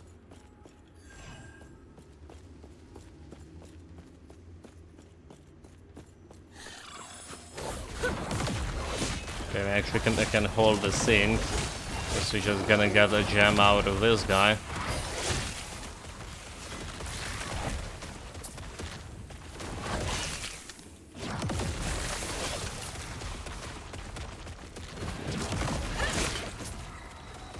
Yeah, it's a kind of sonic damage. I don't know what those bots doing, what kind of damage, but it's like a lot.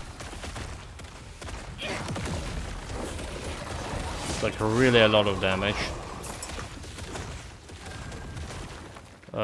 This one interesting, because we can go like around here.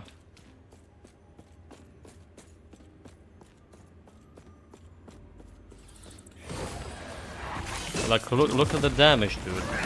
The hell is this thing?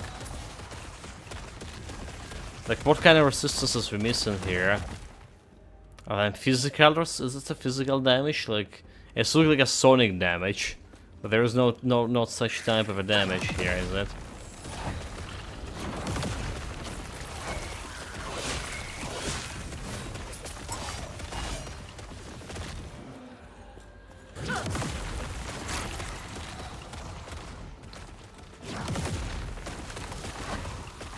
Oh, this way there's another Firefly guy.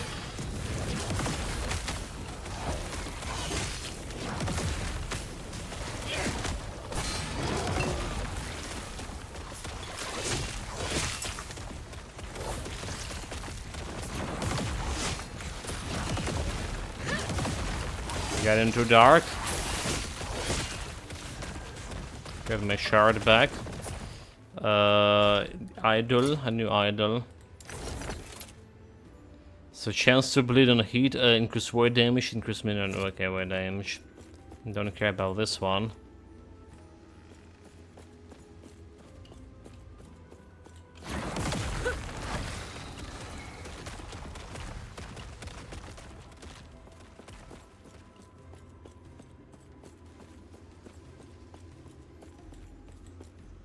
So new modifier, enemies drop more rare relics, 5% increase enemy damage, 10% increase enemy health.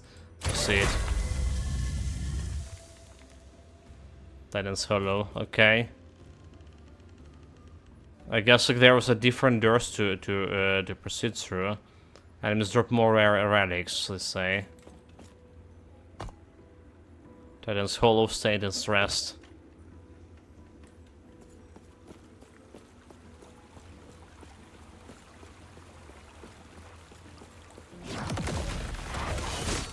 A root wall.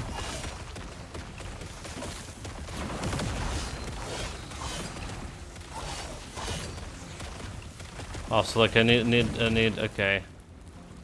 Need to burn them with a kindling sink.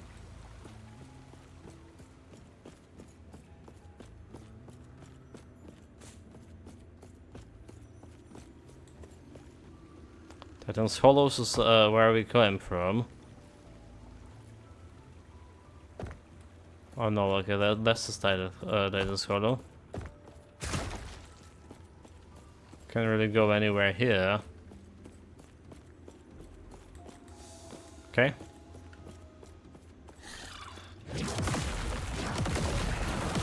There's a firefly scene that's run button.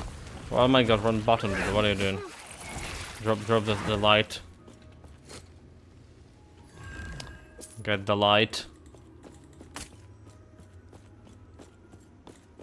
A shrine of wealth, more gold. Right, 43k here. I'm actually rich. Fuck. I'm pressing the wrong buttons here.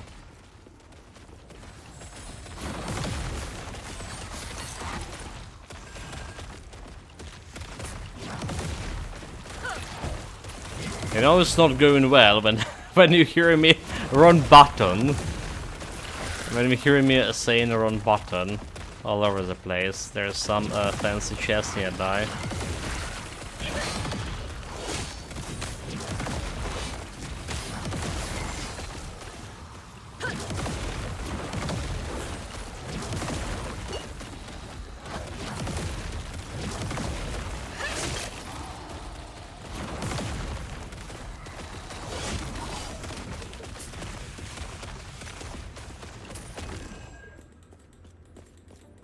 Elimination. I have only one potion left with all this clown fiesta.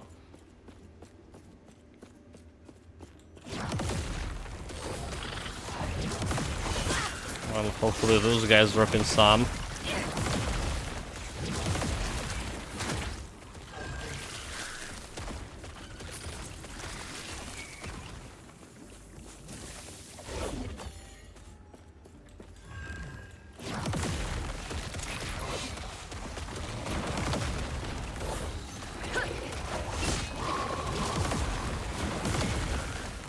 First zombie. Okay, some purple scene. Acolyte, level 40. It's level 40, however. I got like level 40 stuff in level 20 dungeon, while being level 30, yeah? I guess there is some middle ground in this.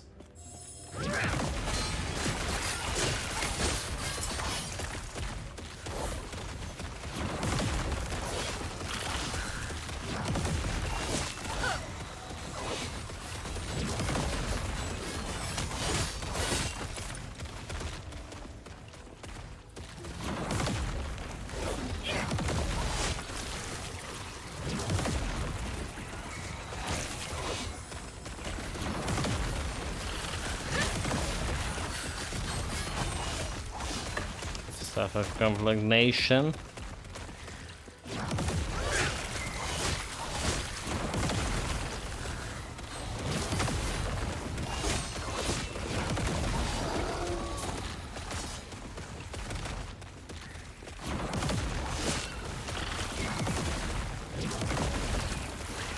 They really need to watch out the stupid bots.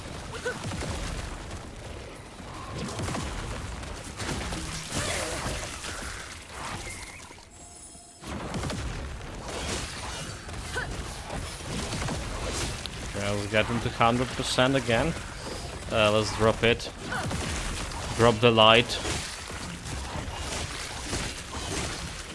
Maybe we need it a little bit. Will not take me.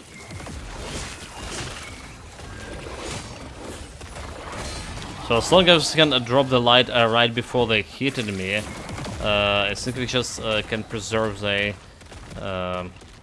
There's another dialogue here. We can preserve the power of the light.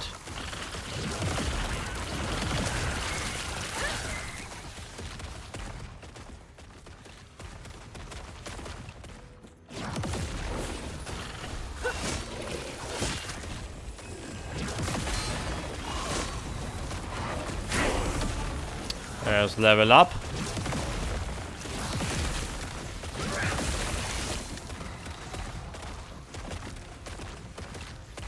Level 31. That is too much.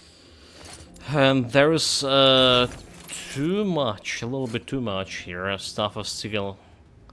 Well, I don't think we're gonna be using this. Anyway, so like this one is just more health leash here.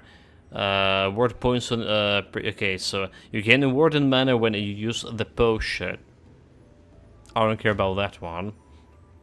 Word per second 5 points. You take less damage. Okay, word per second 5 points. So we do need some points into this heroin armor in order to get this one. I think we're gonna still put in more points into leech there for now.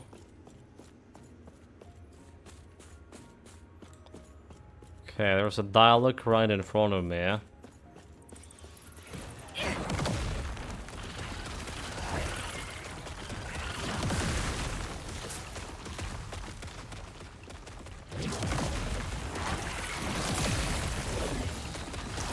Drop the light.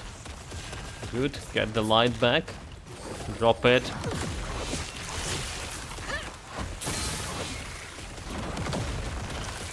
Get this light. We just can't kill this guy. And get all the charges back.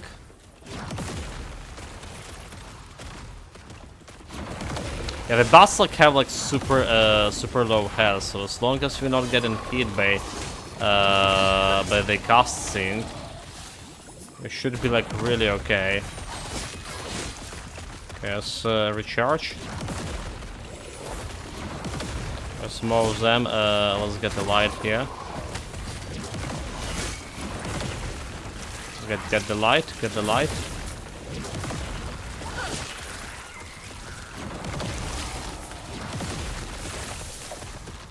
Critical skid shrine. Okay, now we're talking.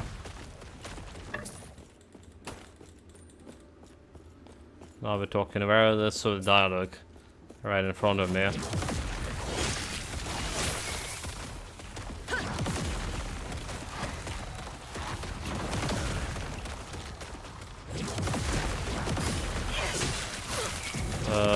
Carry the crystal.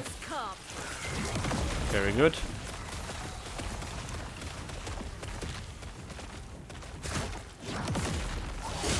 Don't need to like to be that reserved with the light. If you carry it, we kill in most of stuff too fast. It can't even like deal damage to me. Well, apart like when I just run out of mana.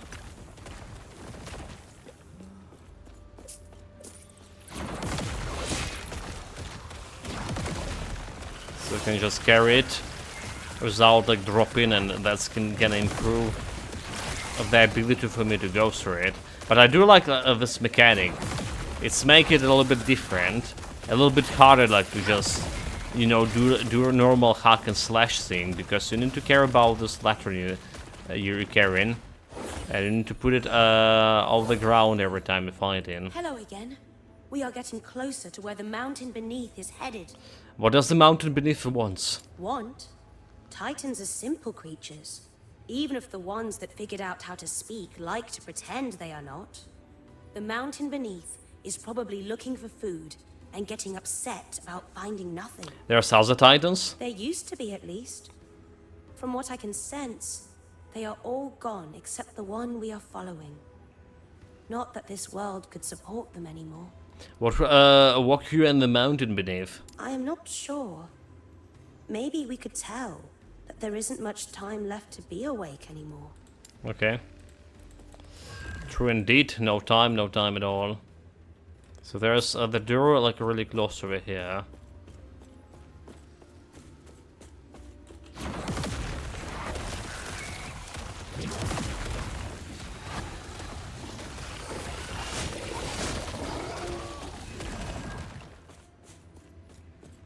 This is where we go in.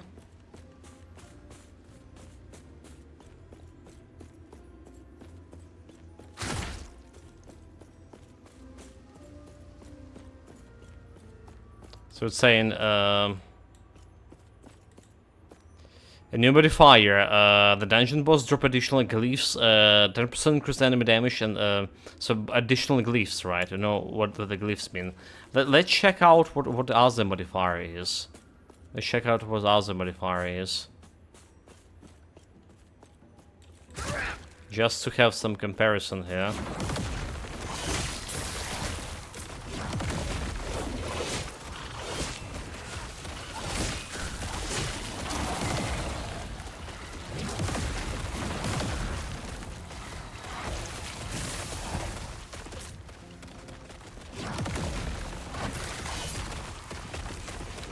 Get out of your darkness, creatures.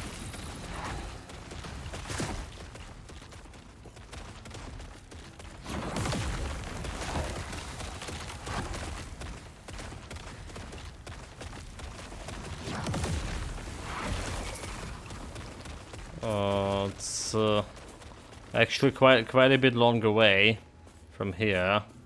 The Salsa modifier.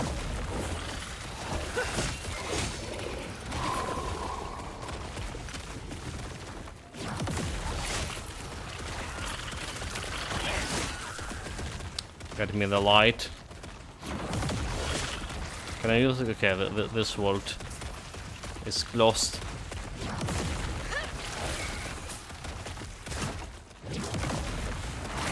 Like the amount of monsters I should get if I get here, like if I get it here earlier, could get so much XP out of this.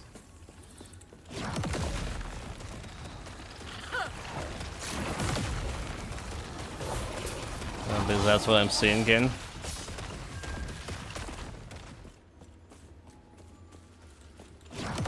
Okay, it's still quite a little bit far ahead. Don't have any elimination thing.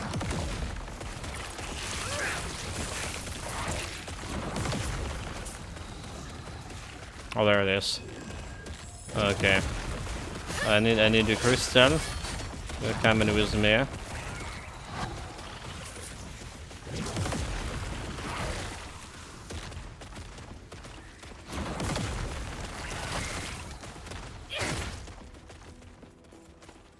So here. So what do we have? So dungeon boss drop additional rare items. So what are the glyphs? Alright, increase enemy damage, so additional rare items. Well, I don't know what these glyphs are. So should we go and check out what the glyphs are? Well, the glyphs is some crafting component. Yeah, it's a crafting component, glyph of hope, never mind. So that's what they are. So that's been we've taken this additional rare items instead.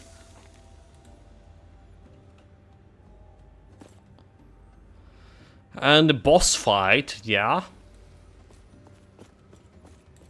Human, we are nearly there. There is something I must tell you, though. You must stop the mountain beneath, no matter what. Even if you must take your torch and burn this entire forest to ash. The humans living under the mountain must be protected at all costs. Why do I care about the humans so much? I was grown by a Terra herself, in the temple that was once down here. Unlike the mad, rotted Spriggans of this time, or the selfish, wild-born ones of the past, her will forms my very roots. In her absence, I will protect humans, even if it is only by guiding you. Dude, like, she's still doing her weird motion things. Grow up, girl. So the boss, the mountain boss beneath. After what are completed, those who choose to proceed will enter the danger quest, right? Stay behind. You proceed.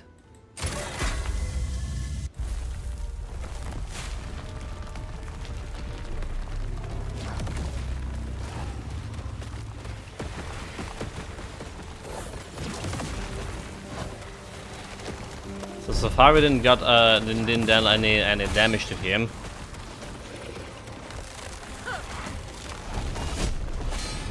What the man supposed to do here? Oh, like we need to burn the scene, burn the forest.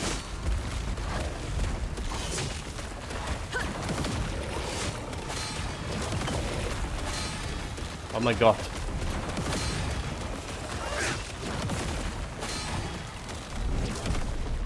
I don't have a fucking light here to burn. That's the light? Kindling.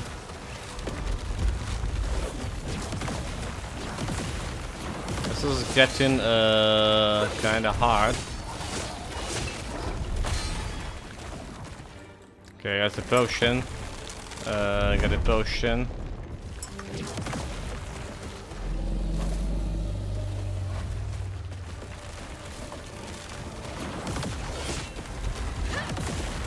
Oh my god, 26 of healing left.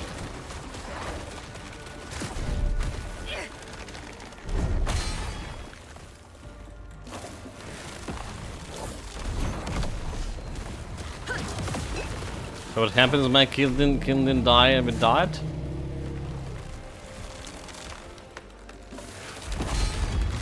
It's down. It's a Kindling down shot.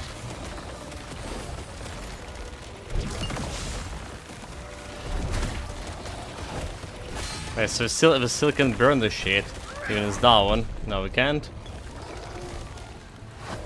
There's potion.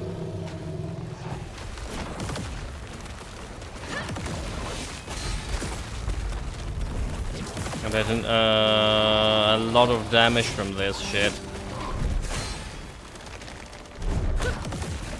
Okay, we still can burn the shit, even the fire down.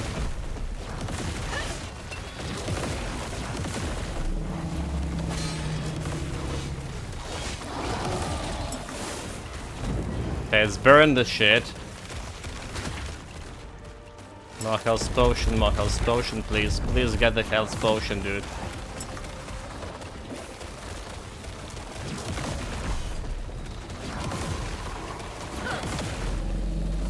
It eludes. Okay, it's burning. It's on the ground. Enter the mountain.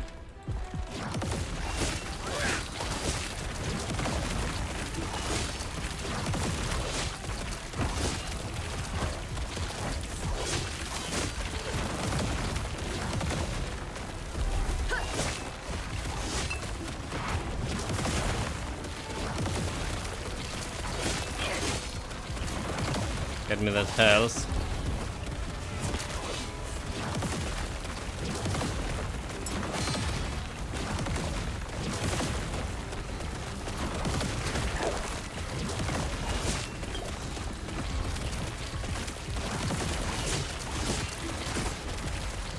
Got a potion.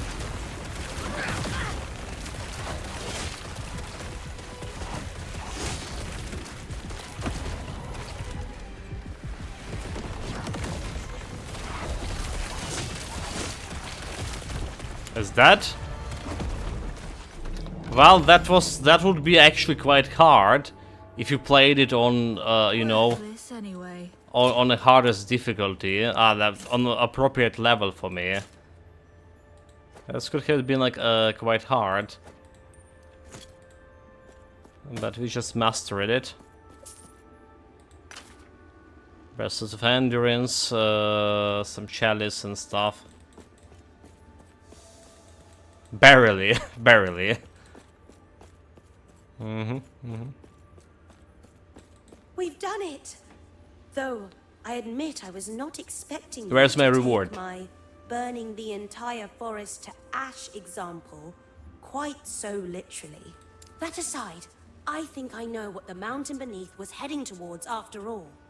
There is something in the temple here, radiating power.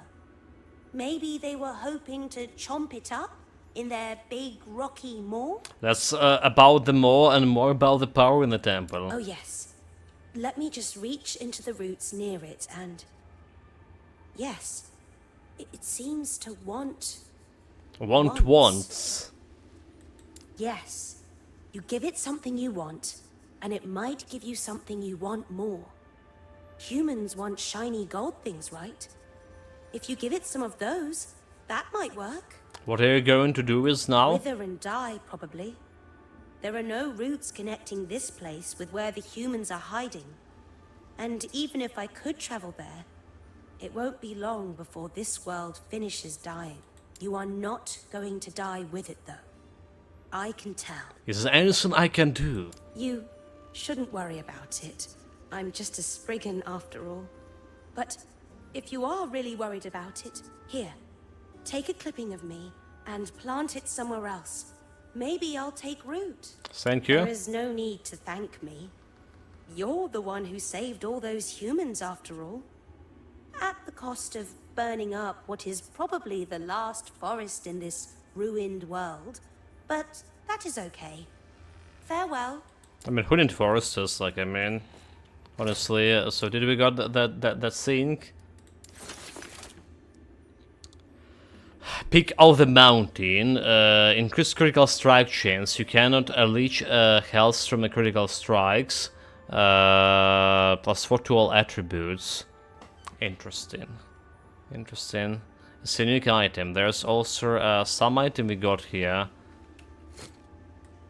Let's put them in storage. So first of all, this is going to storage for sure.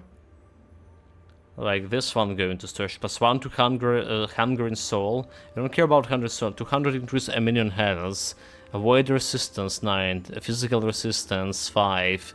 Level 40 ankle light. So this, it's for pet masters. Damn it. It's not really that good for me. Cold minus spell damage. What else we got? We got that this may be good. I don't think there's anything worse. Okay, we're gonna be putting this one into storage.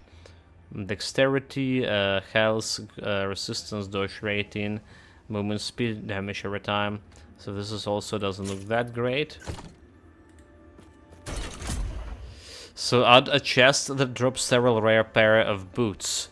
Accept. So a delirium will offer you a series of choices which are after the rewards within the world.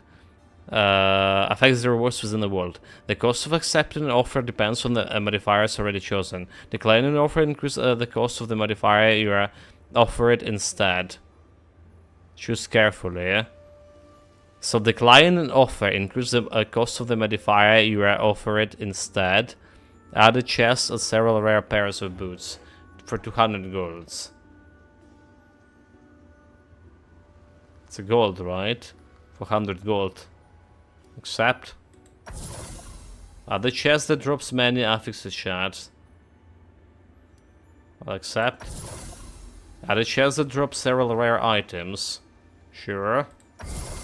Add unique items to every chest. Unique items to every chest, dude. This is very gold. This is why you need a gold. This is why you need a gold. Is a decline. The items from every chest have a 20% chance to be duplicated. This alternative will offer item duplication after duplication. Chances above 100% can result in ever more copies. Decline. Additional rare a pair of boots in all chests. Decline. Add the lightning arbor key to random chest. Decline. Add chest that drops many runes and glyphs. Decline. Add the idol for every chest. Decline. All the chests drops 30% more items. Decline. Add a lightning arbor key to a random chest. Pieces of jewelry to random duplicates every chest. The secure after modifiers that applies to random. Okay, so this is cool. There's a lot of gold for this. Duplicates all items in random chest. Duplicate all items for. Okay, yeah. Now we just enter the vault. Let's see about all of this loot.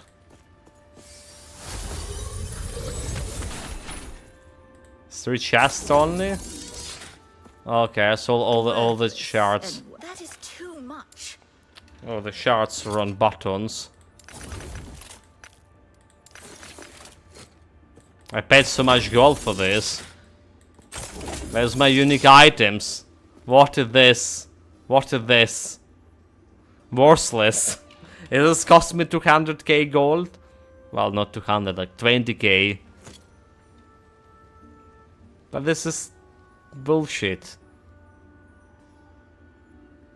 Did they promise me like some unique item there? Did they not? Oh my god. I got tricked, shot.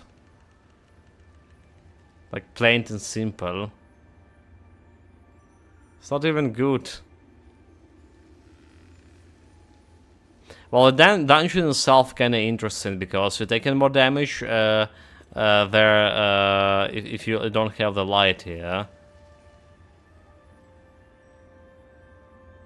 And that was even like being 10 levels above their dungeon level. It was kinda hard to deal with.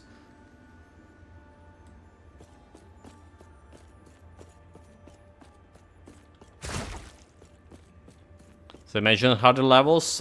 Maybe harder levels it could be easy harder or easier, depending like how the power dynamic works in the game.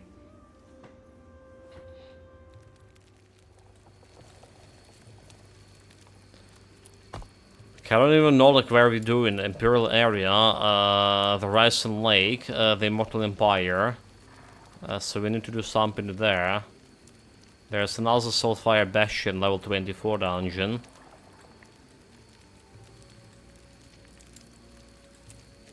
So like I think we just need to wait with those dungeons, right? To get like Microsoft saying endgame sync. Wait. I want to outcast down here. Hold it a minute. Time to sell all the useless stuff. Yes. I don't know why they need to get this Fog of War over the camp area, however. Like, we already visited it, it's like no change in. But we came in here again and it's having a Fog of War. Like, why? It's a camp. Okay, we do have like some interesting belt over here to deal with. Increase cooldown recovery speed, increase mana, mass intelligence. So more armor, poison resistance, physical resistance, increase void damage. Second of travel skills cooldown recovery on potion use. Increase chance to find potions. Reduce minion damage, intelligence, and fire resistance. Reduction. I'm not sure about this one. Cast speed. Spell mana cost, increase spell damage 35, but less necrotic damage. +1 to summon a skeleton. Okay, there's another like gear for Acolyte, like giving you just this additional skeleton to summon. Say I saw the one that's giving you additional golem, which is kind of golems more powerful than skeletons overall. So yeah, you're supposed to go in and you will get the keys, the core keys.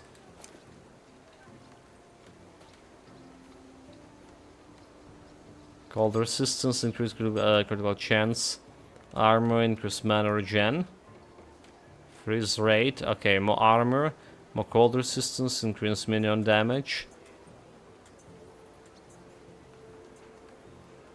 We don't fancy any of those, do we?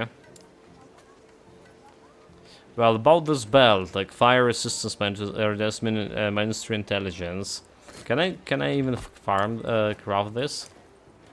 I can craft in I use the modifier, wait. I can add something, remove a random affix an item and return it to a number of shards equal to its tier. Physical resistance, poison. Let's say that we don't care about Travel Scroll down. So we like remove this one. Can I get like some better stuff here? Like glyph modifiers outcome of the crafting randomly change the upgraded affix to a different one that can swarm this item type. Destroying items creating a random number of affix shards containing its powers. Refers the values of all affixes on item. Remove a random affix on the item, returning a number of shards equal to it. Add a random tier affix to all empty affixes slots. We don't have empty. Has an increasing chance to roll a rare affix. So let's see what happens if I remove Rune of Removal. So we can buy the Rune of Removal for... is it removal? Shattering, shattering, shattering, shattering, shattering, shattering. It's Rune of Shattering. Do they even say a Rune of Removal here? Well, Shattering this one. Didn't look like we got too many of those. So I remove an affix. I mean this one removing void damage, removing also would be okay if this got removed. This one poison and physical resistance a little bit more useful to me. A little bit more useful. So remove random. Okay, let's remove traversal. So let's see if we can add here cold damage, fire damage, like intelligence or something, poison damage, void damage, word gain and poison. Okay, so it can it be applied health regeneration, health, so it's not applying like an intelligence.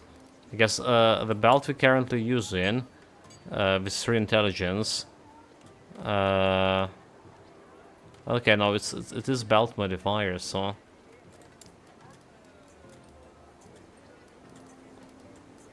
fire damage, lightning damage, mana regen, minion damage, necrotic damage. We can do the necrotic damage.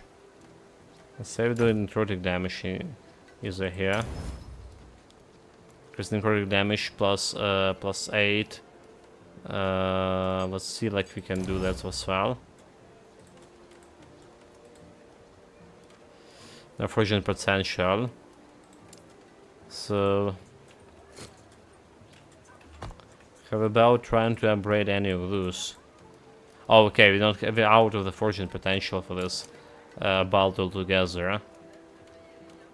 So -3 intelligence, but we're getting this additional necrotic damage 19%. Be well. How much this impact will be?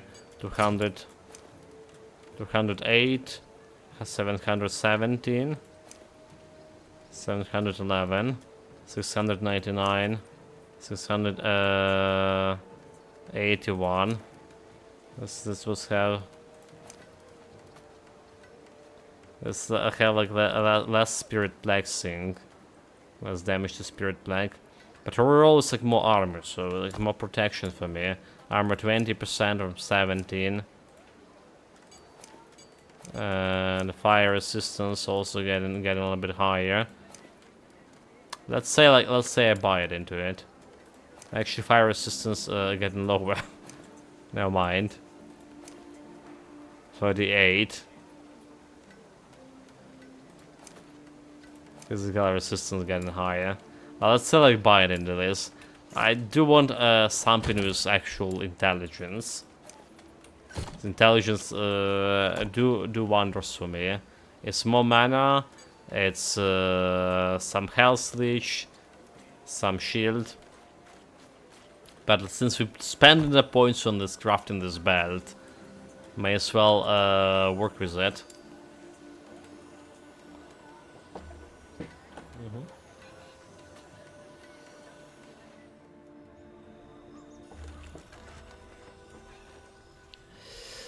So what about this area? What we're doing here?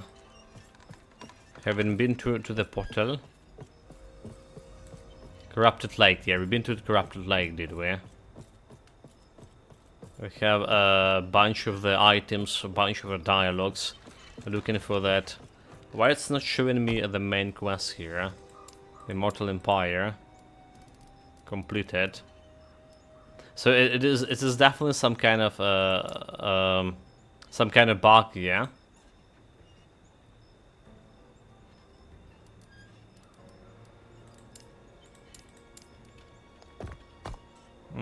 I don't want to see all of this. Okay, I see. Immortal Empire or find out, cascade out. Never mind. But it's not showing over here.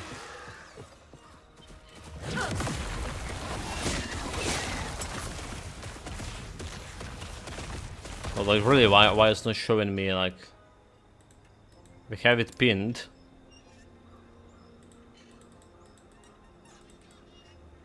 I don't know. I don't know. No idea.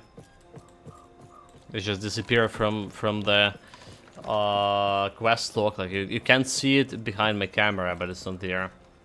An old fool just warped me into the forbidden future. You fool! Yeah, yeah. You see what I'm dealing here. You see what I'm dealing here. All of these old fools, like every game we're playing. So many fools and all of them old. Some of them blind as well. Check to see if I've been tracked, alright?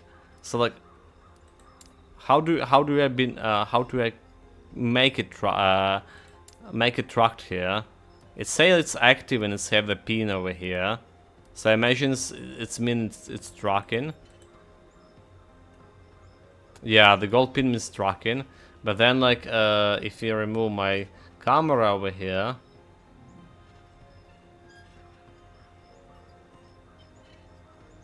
If I remove my face over here and events, like you see there is no track over here. It's not tracking.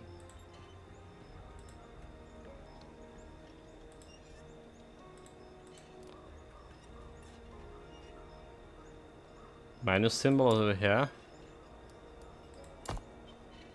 Nope.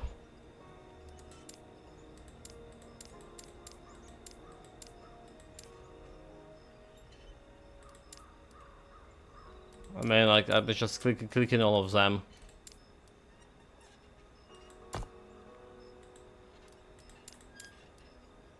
It's not bothering me yet, but it's definitely like I can't explain why it's like well, maybe I can explain it. It was replaced by their dungeon quest, right? And then it just disappeared.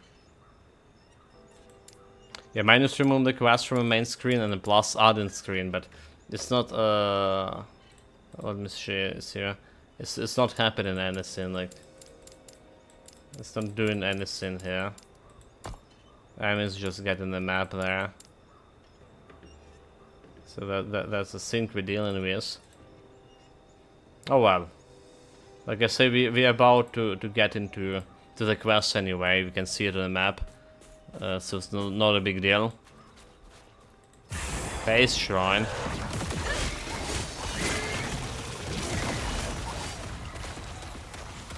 The dungeon is an alternative leveling system is said so much on the map, so it's likely a replace of the main quest. Yeah, like I was thinking what was happening.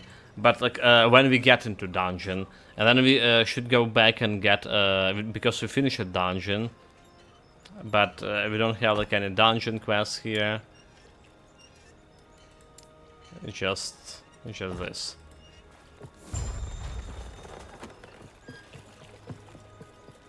Right. Who are you? Bah, it's no matter. You're one of the living as far as I can tell. Get inside before any Imperials spot you. The lake is swarming with undead. Gods, don't we know it? We keep trying to move to a new hiding spots, but between the increased patrols and the Seer's hells, every opportunity slips through our fingers. So why are the outcasts hiding here? Is it to hide? Simple that. Or at least it used to be. Keeping the tabs on the Empire's projects in Septima has been valuable, but damn it, we'll be found any times now. Enough chatter. Get inside before any of them spot you. That's it. There's more to talk. Yes? And your face is always a welcome sight. If you need food or healing, do not be shy, just ask. I'm looking for someone who can locate the man named Alaric. Ah, you want to speak with the seer. Her magic will track him down, I'm sure of it. Why are you looking for Alaric, may I ask? Last I heard he was off on a mission for Outcast Queen. He was in Verilyn, but the Imperials have moved him. Oh dear, the Alaric I know would have been back with the crown, crowd of free prisoners and host of the stories of his victory by now. If he's been captured and carted off somewhere, gods, I hope he's safe. Please speak with the seer and let her know what happened. What can you tell me about this Alaric? You must be from a deeper in the Empire than I thought. Everyone who knows the Outcast knows Alaric. The outcast mage will tout himself as a secret stolen bag, a bag from Valorine, the outcast queen's most trusted agent, the rebel who freed more of their living than we can count. I couldn't go on, but we've been here for hours. Please, if he's in trouble, you have to help him. Good luck. Why you have under impression that I can help him? Those crates just in the way. You need something? I'm looking for someone who can locate my name Alric. For that you want a seer a bit farther into the camp. What else do you need? What can you tell me about the seer? He must be new to Outcast. She's our leader here. Used to lead all of the Outcasts before she stepped down. Of course, stepping down just means focusing herself here in the thick of it. So why is the Outcast here? If you mean the lake, it's easy to hide and relocate when we need to. Usually. More Imperials have been poking around here for my count lately. If you mean the region, this is right between Verlin and Setima, meaning any living that are captured by those undead bastards is heading to one of the others. We free to more living that we can count. We freed more living that we can count, but we lost nearly as many. Better to die fighting the undead than to become one of them, I say, or worse. Harvested for their experiments. That's it. We have air alarm here. Welcome, traveler. I've been expecting you, traveler, and your Epoch. How? I'm seer. I retained the information of old. You were there when it's all started. But now you are here. Not just with one shard, but it was a whole epoch. My people lost hope back then. Your presence is either a blessing or warning for what to come. So your people waited for that long? My people were once the keepers. They first worshipped us. A terror broke the epoch into 3 shards. One hidden in a temple, one to be defended by knowledge, and the other guarded by mystery. We protected them best we could. The fact you were guided to combine them after all of this time. Maybe it's appropriate that I'm the last. So I need to find the Elric. Yes, I can tell the boy left his mark on this. Let me know where you are ready and we can start the ritual. Mark on what? So there's 2 options here. I give her a ring or ask her to find the Elric. Right, I guess they lead into exact same dialogue. But it makes so little sense, you know, all those kind of options. I don't know why they bothered with this even. The old woman begins to chant, the ring floating in her palm. I can almost see him, somewhere in the dark. In the distance there are shouts and the sounds of combat. They found us, quick! Finish them off while I wrap up the ritual. Defend the seer? May Iterra smile upon you. Yeah, I agree. The chat option are pointless. Either just have explosion dump. Exposition dump. Yeah, the whole dialogues here, like just the completely bullshittery.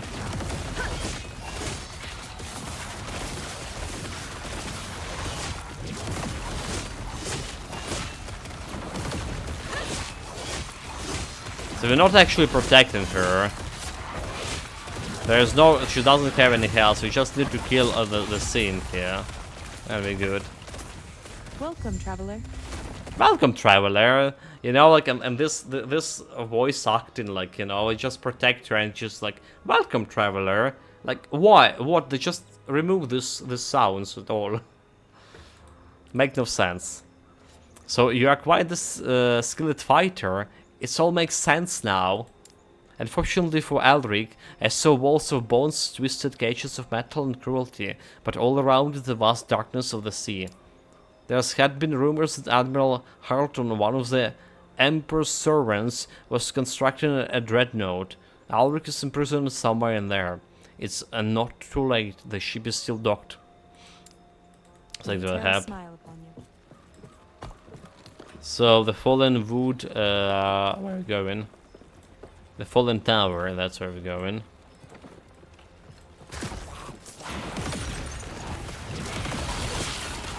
At least we talked about with all of those people before this undead came, so we didn't miss any like important story options here at all.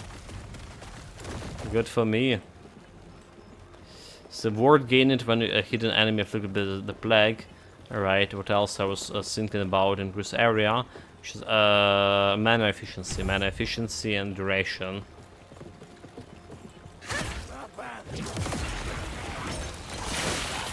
So far we started on level 10 for my spirit plague, and we got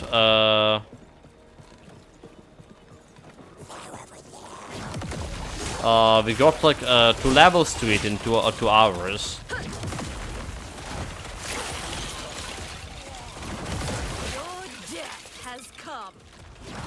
I fear to experiment here.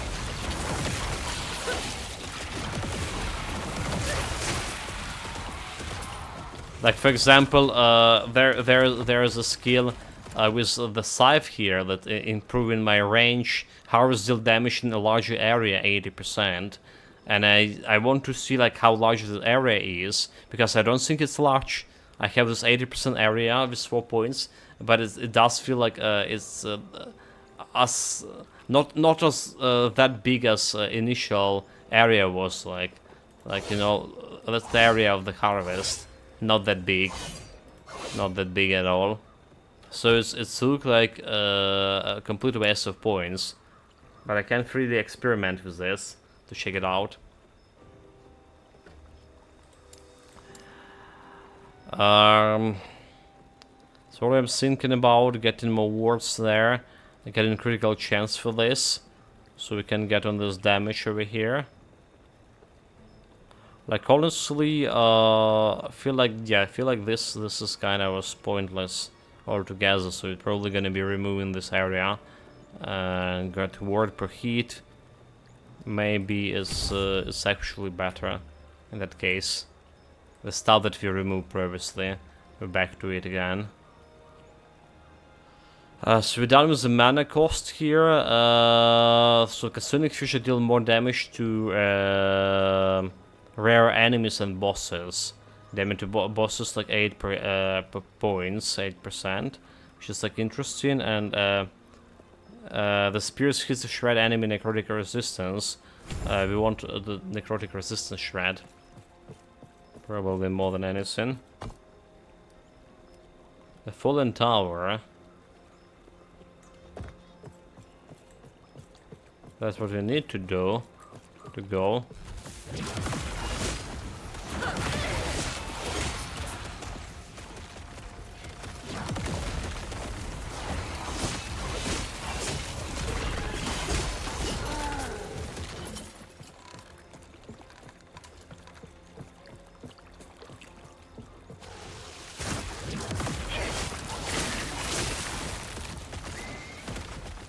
Okay, there's there. I see it. I see it on my map. It's probably the only way to go anyway.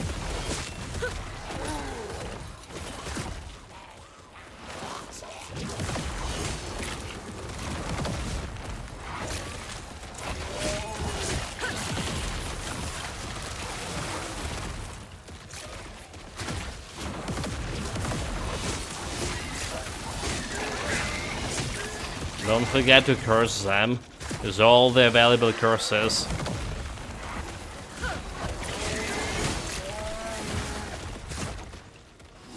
Level 35 and you can improve a next skill. I'm actually thinking about checking out the transplant, the mobility skill. It does have some synergies with stuff as well. There's my current skill, like spirit, was the Spirit Plex synergy? I need to check it out again.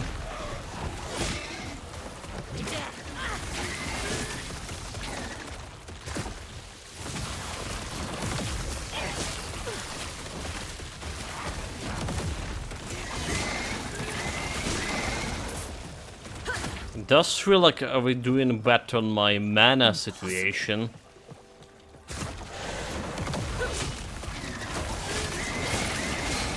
Maybe a little bit. Amulet of Life. The Fallen Tower.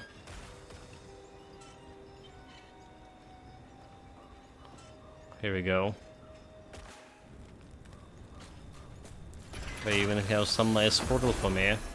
So we do have some like idle slot rewards 3 out of 8 here, and passive points reward 11 out of 15. The passive, so I do like how they track in this amount of like bonus stuff you can get out of the map. Alright, so like easier not to miss. Or keep track, like, you know, yourself, like what there's still to find. If somehow we didn't miss it.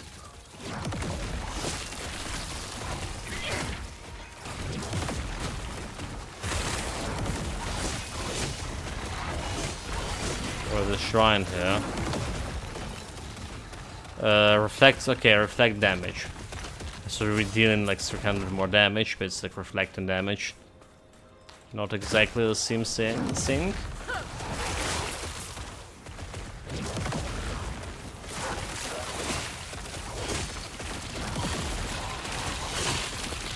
Well, those guys, this guy chunk here.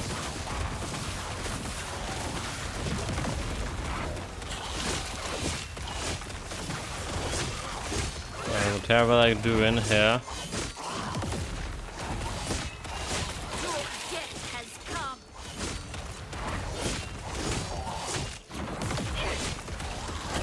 Well, at least he's not dealing that much of damage, and he dropped hold 16 gold as reward. Ridiculous. Well, there are some yellow items, but they're not the items we're looking for. Yeah, like I say, imagine we're dealing less damage to this guy, because we're dealing necrotic damage, and it does look like those one have necrotic resistances altogether.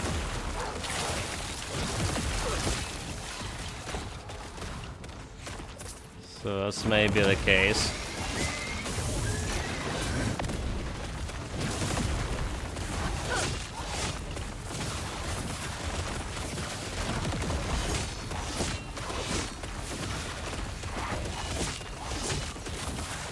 I don't care about getting hit by that. It looks like we just can face down them, no problem.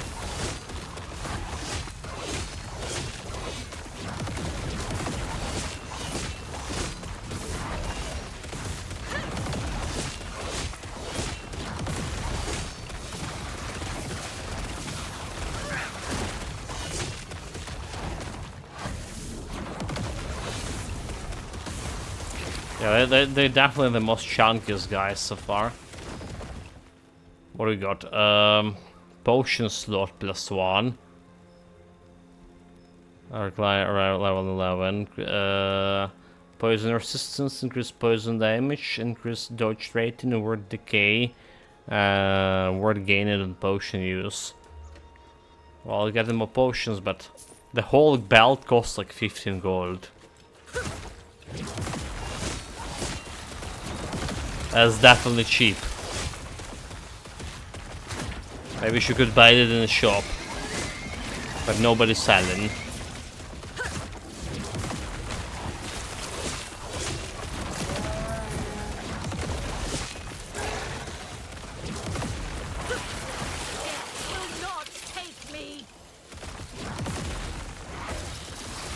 That's like the sounds of the bones we just that we heard after killing this bunch of skeletons. That was a satisfying sound.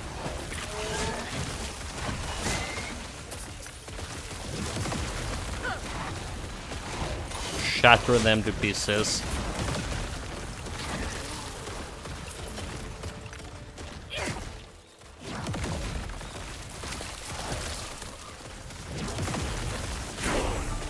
That was 32 finally.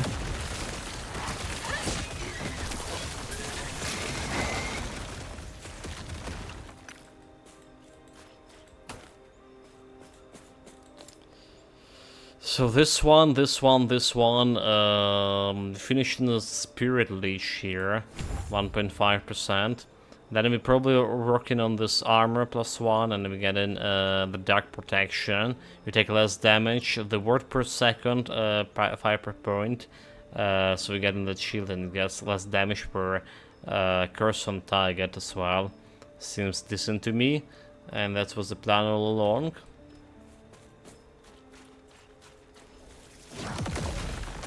Then we also have that there's stuff that giving me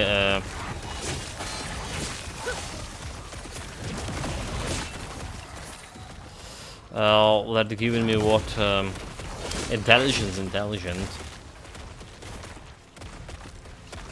Is it going anywhere else here? No, it's not. Going to the sheep. So all of those things you see right now, the sheep, wallpaper, they are actually available as actual wallpapers. If you go into press kit section of the last Epoch. Oh, just like pictures that you see on the loading screen.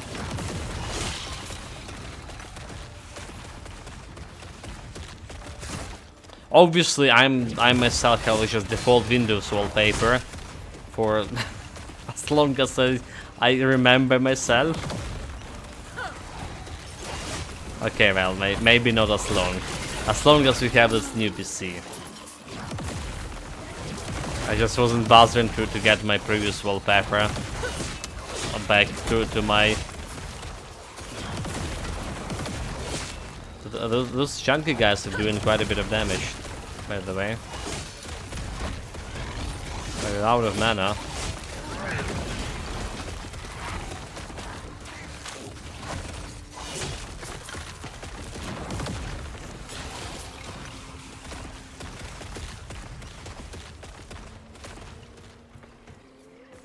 Have the wallpaper before related to Wheel of Time.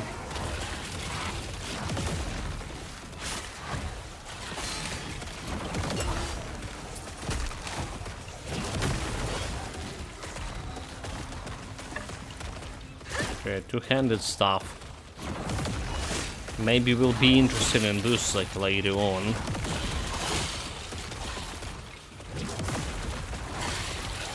So basically, for a build, for the items for a build, you want to choose the items that given you like constant modifiers. Like for example, this stuff like modifiers are melee damage, spell damage, increased melee attack speed.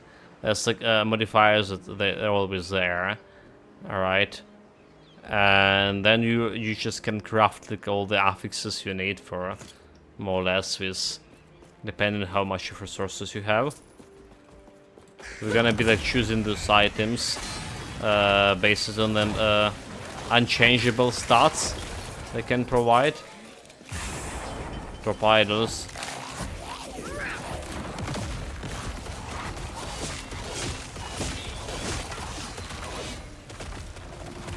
Freeze rate military, cold resistance, I don't care about this one. Stun chance, increase physical damage, increase minute. Okay, I don't care about this one. Mana, cold resistance, don't care. Chance to poison, hit, increase physical damage, don't care.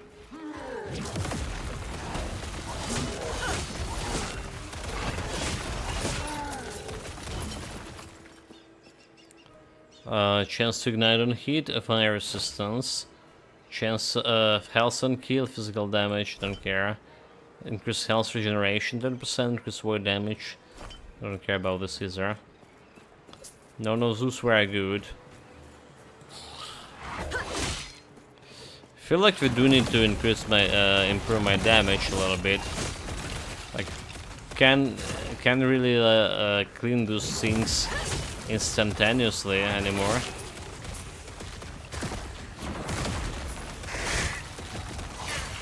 It's still okay, but not really okay.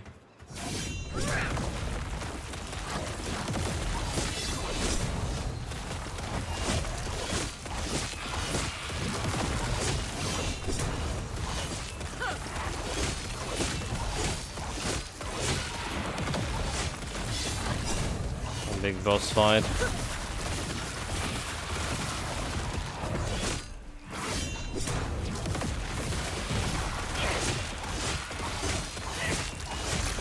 Not so big now, got 25 gold out of him.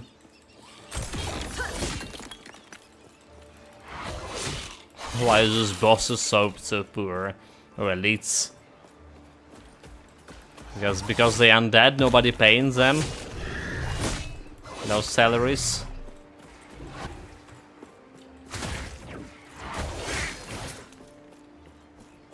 Nothing.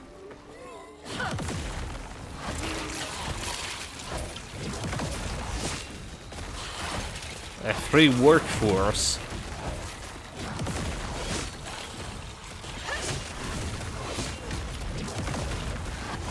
Okay, just get run out of mana a little bit.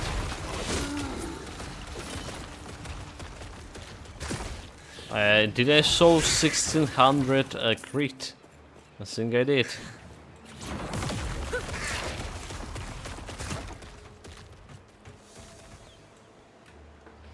The Jacqueline Pyre. Next area. And then we can jump on a ship apparently after this. Wait, so the quest we were looking for actually was in the previous area?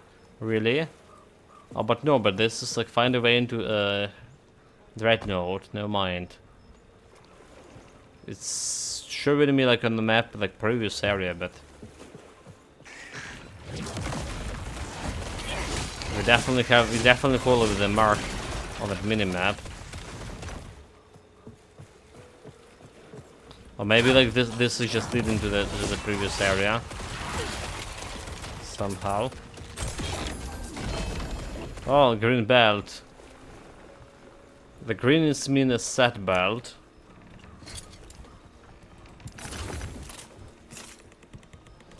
Green is mean a set belt. Where it is. 56 armor, 30 potion, plus 200 armor, increased cast speed, increased armor, increased necrotic damage if you have been hit recently, which is interesting. Chance to apply a dominant on a hit with a necrotic spell. In necrotic penetration is a dominant, 30%, plus 30 mana efficiency with a necrotic spell as well. Okay. This is actually okay for my build. If I find another pieces of the gear, that's not bad. It eludes me. We're doing necrotic damage.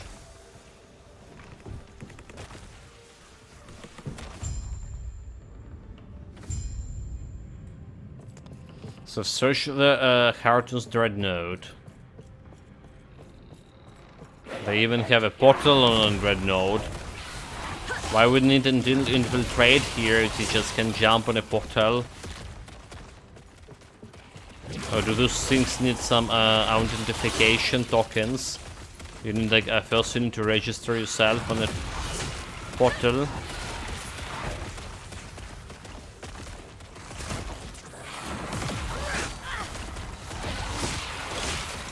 There must be reason. Your death has come.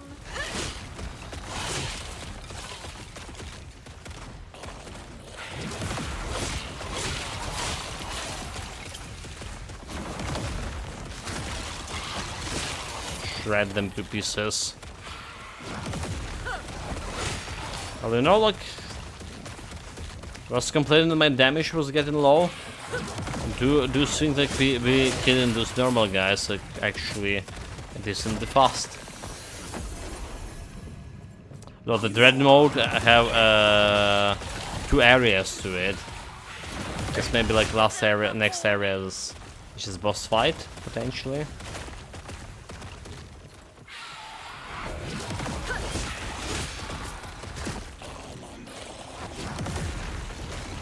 enemy. That's the only thing that they can speak of.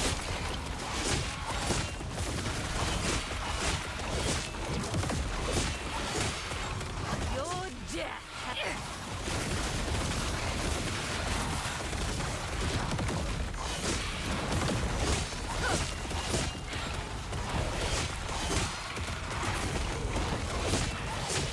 I'm actually tempted to get a second fissure here. So there's ability. Right, there's ability to get this of a gloom and flame. Chthonic fissure now create a secondary fissure in the opposite direction that cast is so unspeared. Enemies can take damage from both fissures if they stand on both, but chthonic fissure costs significantly more. Mana cost plus 80. Alright, like the mana cost is just doubled almost. But maybe that's the way to do it. Maybe that's the way to do it.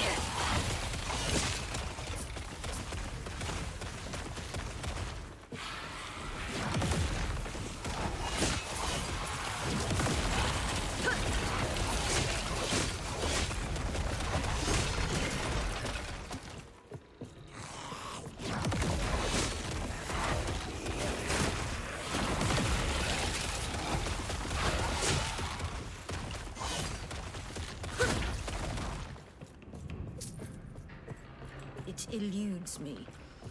There's a shrine. Better be something good.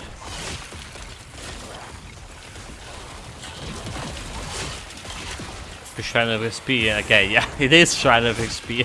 I was like about to finish all the last guys.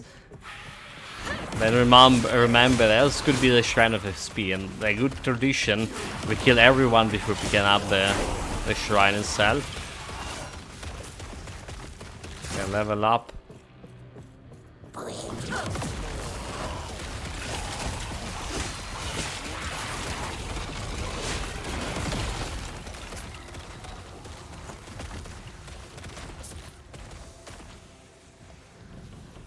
The Dreadnought, so we should probably put the points into my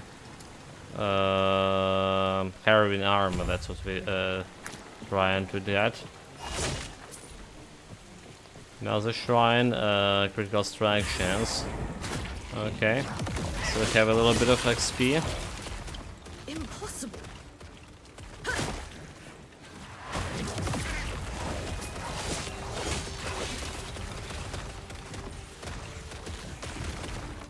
That was a dead end, damn it. All for my shrines. It eludes me. Wasted.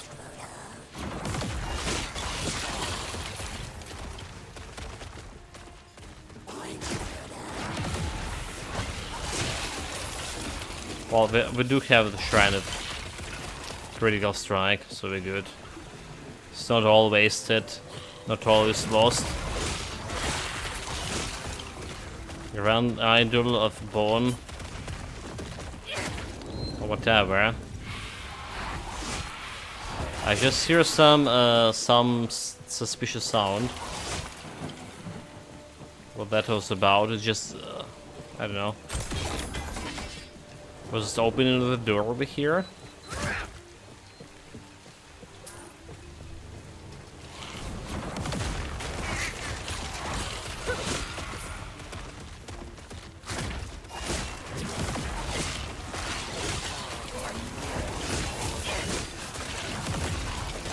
So I suspect it's like finishing, gonna be finishing a chapter here, right? With the boss fight again.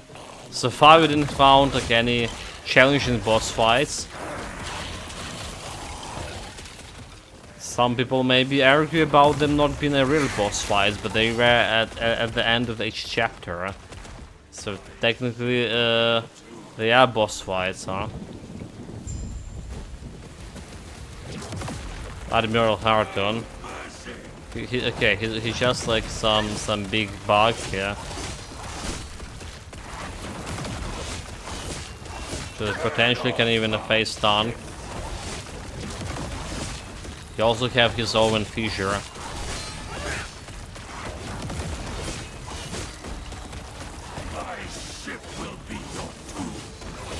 Up. Just slightly moving from side to side here. To defy the Emperor is death.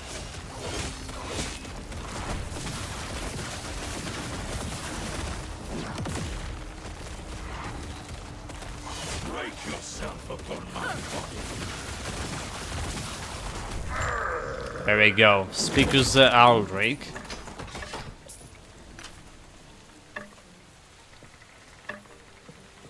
Hurry and break these chains. Break the chains. Chains. You'll have to excuse me. I'll express my gratitude after we're out of this mess. Yeah, call me Grand Austerus Breaker the Chain of Chains. How do we do that? Easy. Can you swim? Like a stone. The best I like time to this learn one. is now. Get to the railing and give a signal when you're ready. Time to get out of here. Like really, we swim in. But I just say like swimming like a stone. Never listen. Chance to apply damage and dominant on hit. Chance to inflict a bleeding on the physical damage, right? So dominant is reducing enemy health regen or something. Right, we have a passive. We have the dominant somewhere. Not in the passive here. There's the skills for this the dominant over here somewhere. Tormented spirit.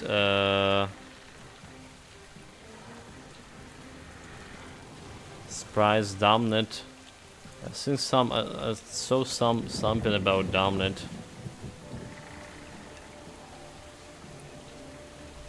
Okay, so a spirit inflicted enemies with dominant.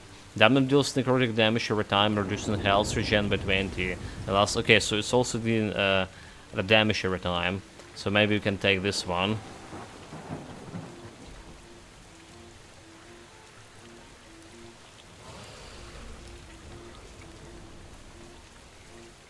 Uh-huh.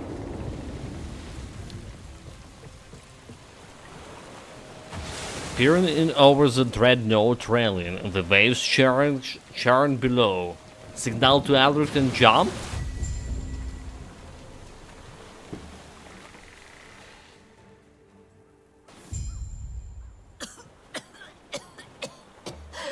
I am Chapter not 5. doing that again.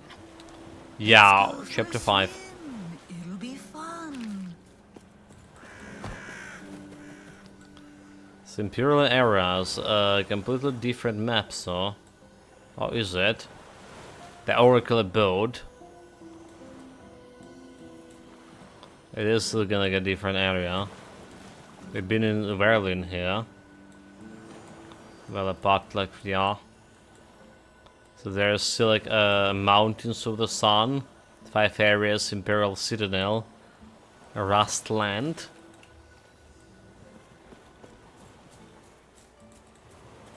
You washed up safely. Good. I need your help. It seems we're a tad off course. Fortunately, we have a contact who can help. Problem is, she's deep in Majelka, Imperial territory. The place called is Imperialist. Yes. Yes. It'll be fine. I'll hang back and cover our tracks. Catch my breath. Did you know I almost drowned? You're welcome to rest. You're not coming? I'll only slow you down. Please, go on without me. See you. Travel to Majeka.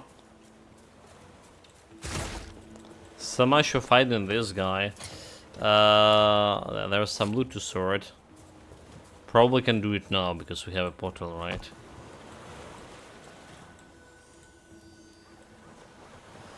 Where was there the city outcast camp? Let's check that out. There's also some Hollywood graveyard. Apparently we haven't been visited here. Yes. This could be hiding something interesting. 1 intelligence, 1 word per second, Cold resistance, critical strike multiplier, increased elemental damage, increased lightning damage. When losing poison resistance, reduction necrotic damage, and reduction critical strike chance. Critical strike chance I don't care about. 60% and minus necrotic damage. Let's see how that's influential. 717. Yeah, it's doing something. Yes. Necrotic damage. So this is just selling. This was just selling too. Poison resistance, physical resistance. Probably selling all of this melee damage, spell, minion melees.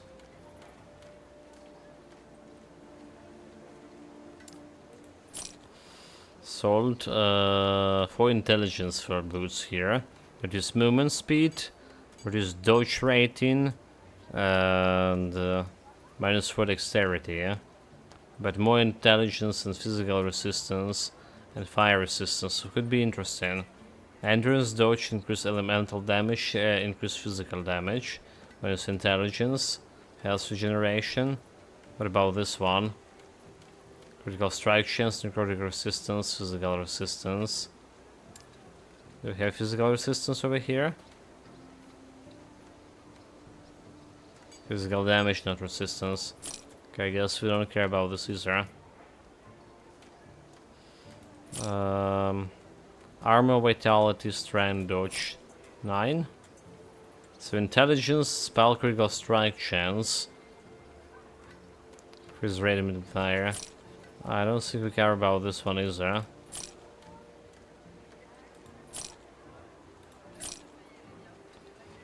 I don't care about this one. Do care about this one. We're gonna be keeping. Maybe have find additional pieces of it. Elemental resistance, increase healing, block chance, health, +3 to strength. Okay, I don't care about the strength here. +7 intelligence, increase cast speed. Also don't care about the cast speed with our set of skills. So what we care about the boots. We can change dexterity for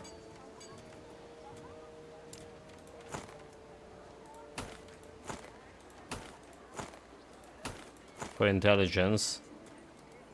748, 700, okay, 681, 751. Wait, is this much? Because we get more damage to this one with intelligence spirit plague. That's why. Right, spirit plague. We have this ability, plague of the eye. Spell necrotic damage per intelligence, +1. So that's how it's work. Okay, so I guess like we're getting a new boots. No dodge at all. I do wonder how much of like that additional 300 dodge rating when I get hit recently mean. How much of it though it was giving me like some sort of ability, was it?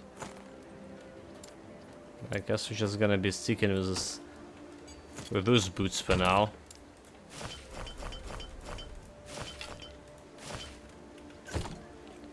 Okay, this is out of the picture. Jump into my storage. They have contains some time rift. Rift time will take you to ruined cost. Okay, I guess like we do need that one.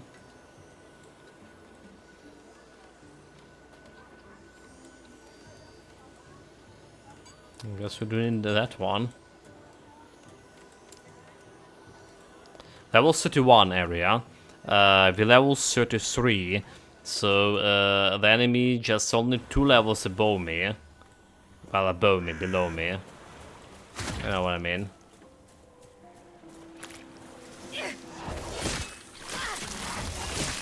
Meaning they will be dealing more damage too. Most likely.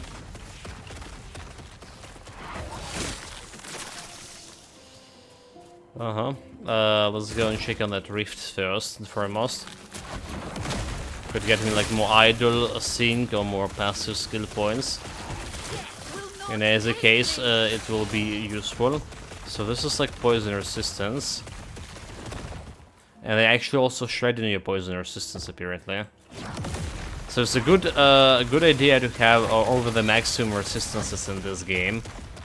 Some enemies just can remove their resistances. Your death has come. Yeah, you're close to your next skill tree. Yeah, level 35. I am for sure.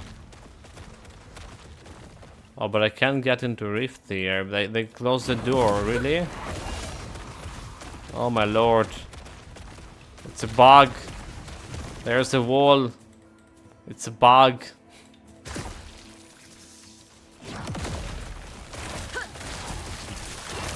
Damn those bugs. They're kinda annoying.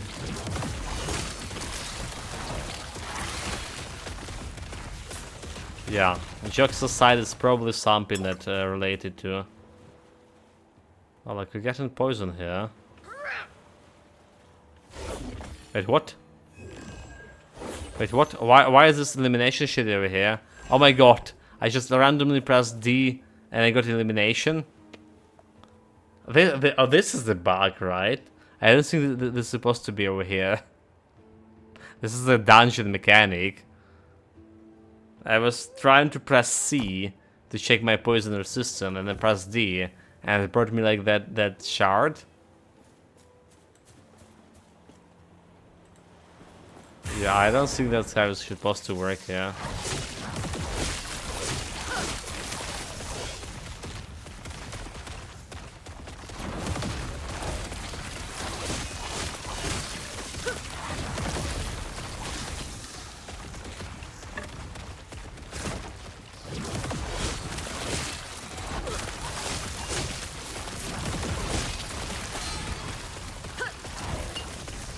Actually, that deals some damage.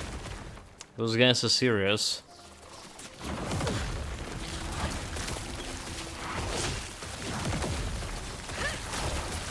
Those guys are really serious about their damage. This is fire damage. Like, we do have 61 fire resistance.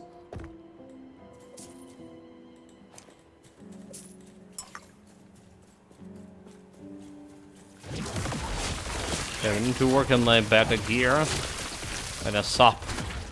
Or we're losing this hardcore status.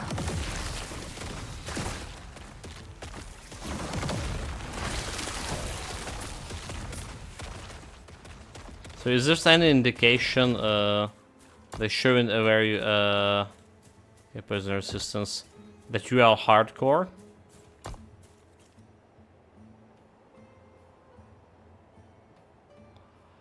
Okay, there is this Asterius hardcore Warlock cycle. Yeah, I see. There's the one.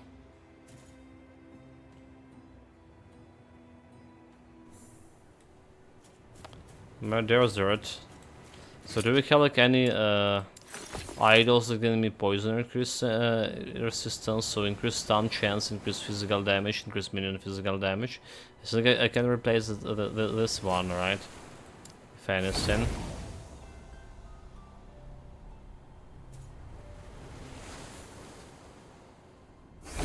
Oh, my characters say deathless.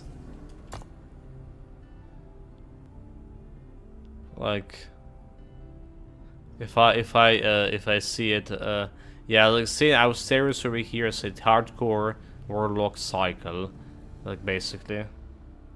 Okay, it says deathless, very okay, interesting. Why is that?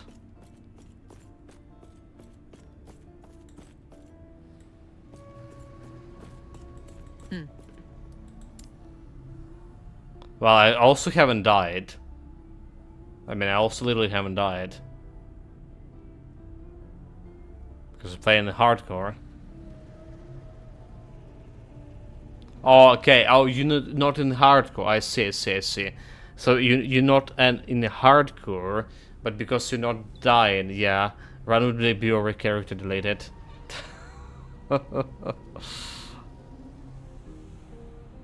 I see, I see. What do you mean? You didn't start the hardcore. You You was behind, like, prompting me to start the hardcore, but yourself not playing it. What a treachery.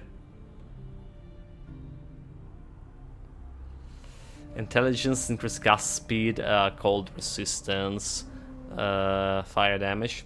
That wasn't me, I told you not to do hardcore. Wait, you... What? It's the first time I heard it.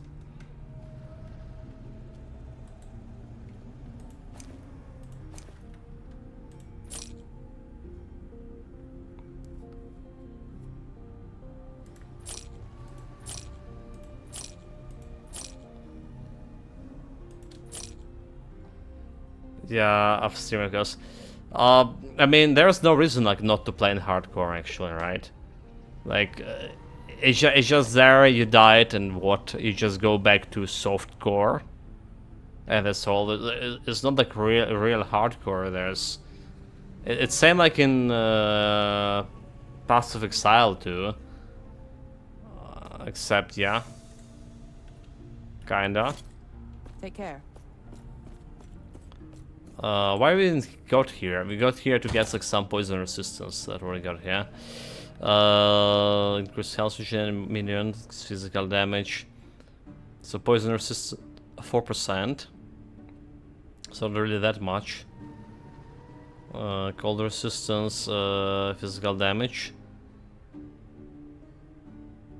Void damage and stuff like. So it was one of the other regulars. I thought it was a bad idea for the first round. If you died, assume it's character deletion, because softcore already says deathless. So why even like have a hardcore mod if it doesn't delete? Now it was just explaining there. The hardcore is not a character deletion. The hardcore is just that. It's just hardcore, then you transfer into softcore. Yeah. We talked about how stupid the hardcore is. It's just the title. Okay, so we have like a little poison resistance over here, huh? Just a little bit. Void resistance, poison resistance is the bigger one. Lightning resistance. Do we have any of those like giving poison resistance here?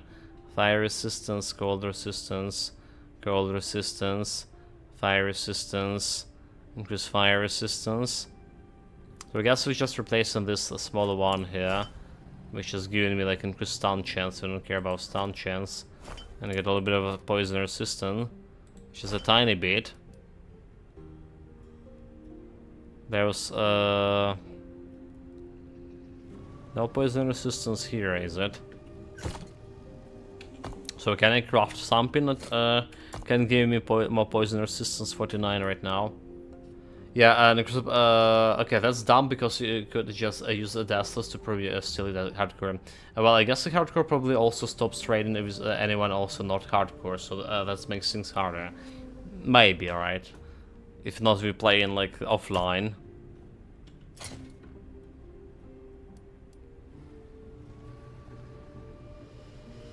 What can give me like their resistances? Necrotic resistance, physical resistance, like rings. Let's have like everything here. Necrotic resistance. The other ring have necrotic damage, increased health regeneration. So like other ring can get some more intelligence. We can get this resistance, lightning resistance, necropoison resistance. Let's see. Fortune potential. So added 16 resistance. For another shard. It's already given me 10 poison resistance. Another 4 poison resistance. 16 poison resistance. Okay. So 65 poison resistance. So definitely better than we started with. Yeah, one small complaint I have is that the game has been dark and gloomy light-wise for ages now. I'm kind of like craving for some actual daylight in the game, like this one over here.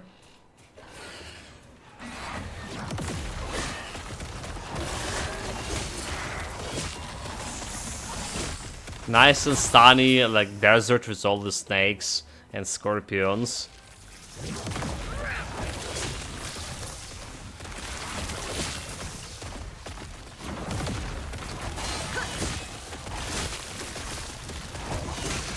Yeah, I like that. I mean, I used to mod Titan Quest to keep the time of day and midnight.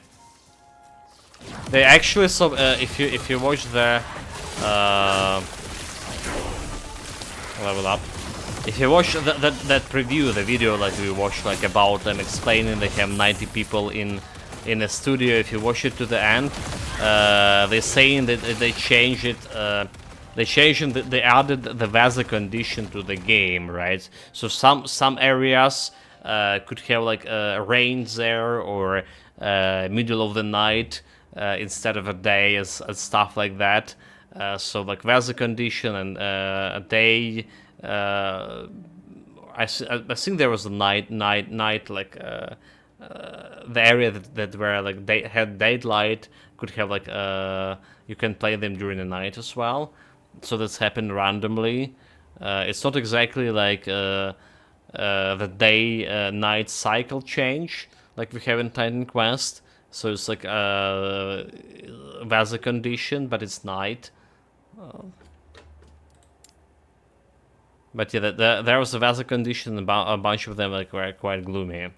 Okay, so deck protection, word per second 5, and we're getting less damage taken from between it 5 of those.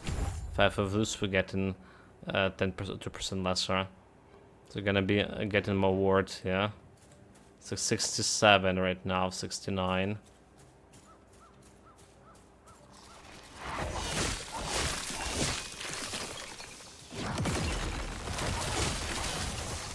But we do have like the word retention if you go to the mastery over here.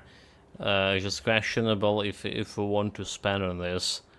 Word retention 16%, 8% additional poison resistance. It's given a poison resistance as well. So maybe we can spend that point there.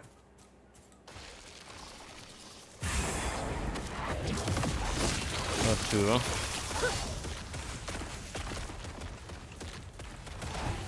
So it's like having a word is not bad at all. Your death has come. For my overall health.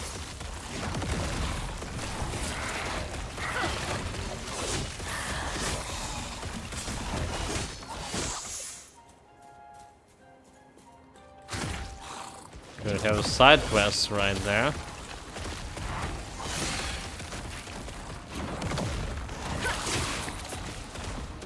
What kind of creatures are those? And why there should be like all these worms in every game? Death will not take me.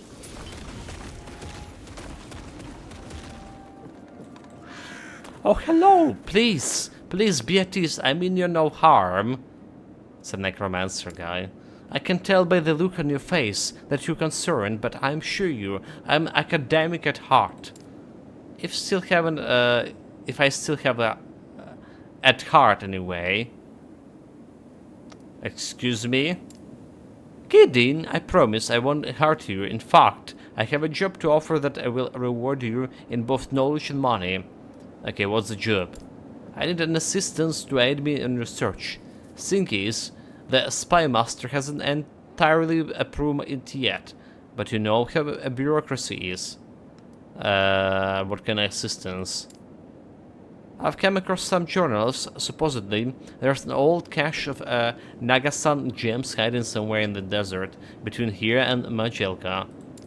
If you're on your way over there and happen to find them, meet me in Majelka. Please, tell me every detail.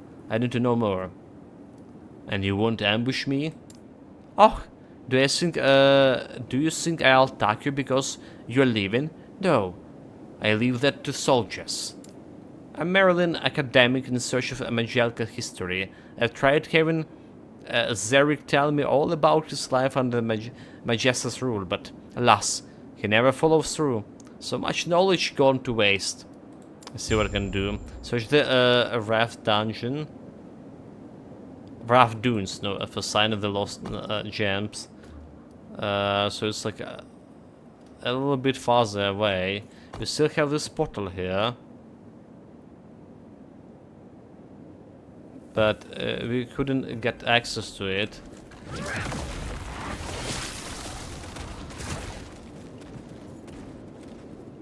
Unfortunately.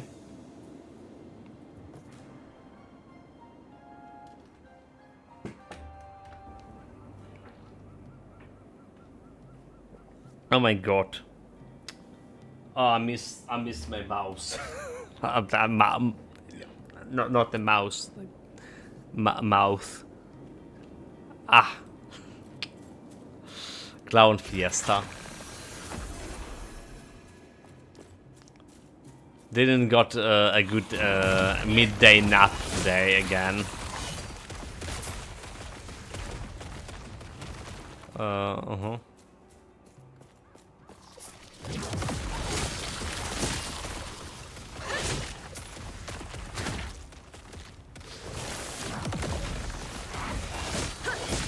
Oh, this was elite. Oh, I mean, he's still there. What a coward.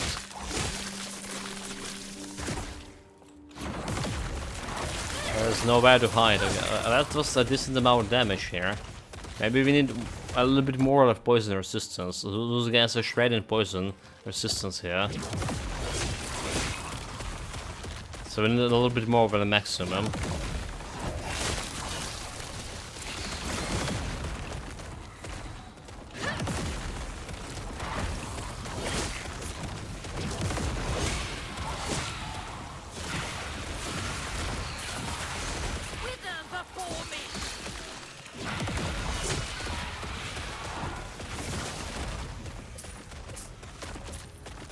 Myrtle Idol of Fire, chance to inflict plague on heat, poison penetration or plagues, increase fire damage and minions, increase minions fire damage.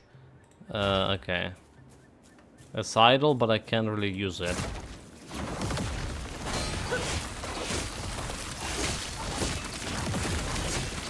Giant Scorpion of Haste.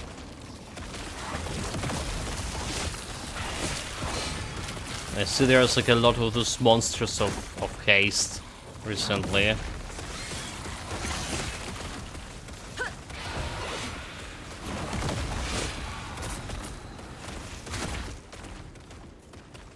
So I guess like we just level 35, just put that point into my word retention and poison resistance. So we're not gonna be like improving my items so far. Let's require a using potion. It's fine.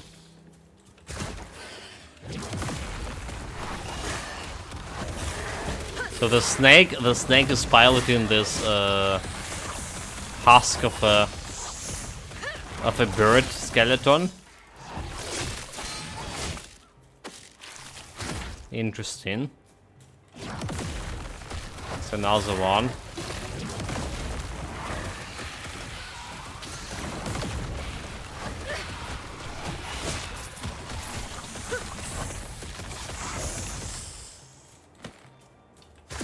Those snakes are very tricky.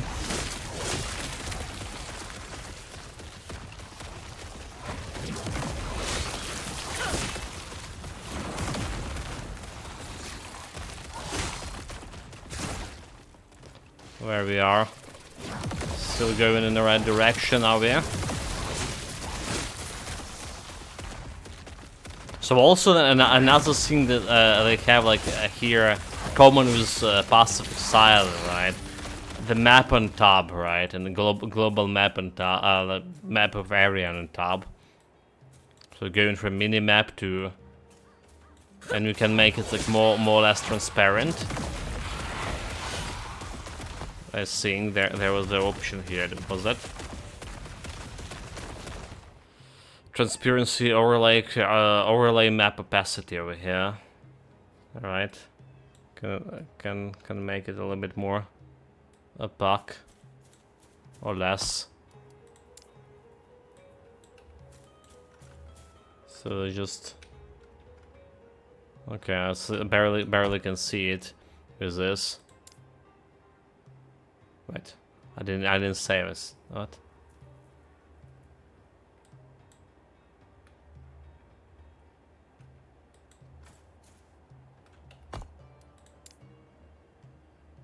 Why it's not saving? I don't need to press any button here, is it?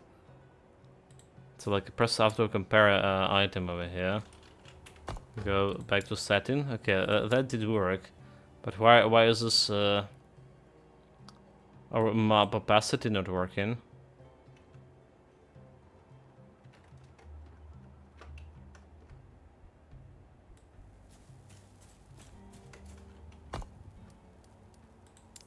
It's back to how it been. Okay. I don't understand. Maybe you can change it like during the gameplay, but this makes no sense as well. A bug seems to be.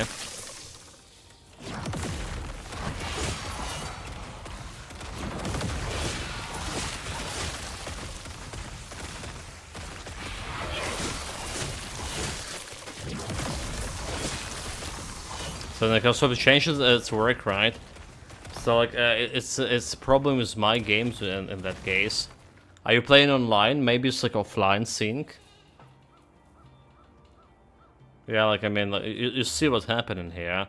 You don't need to press any button like to save the settings here or anything. There is no button at all.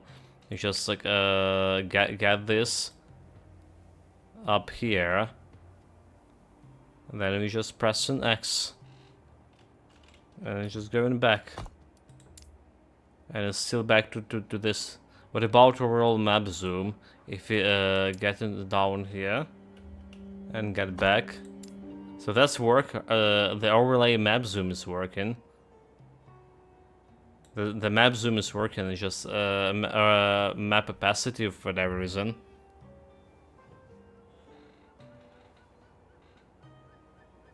Okay, the bar reverts to position, but it's the actual sync is changing. Is it like it doesn't look like that opaque to me?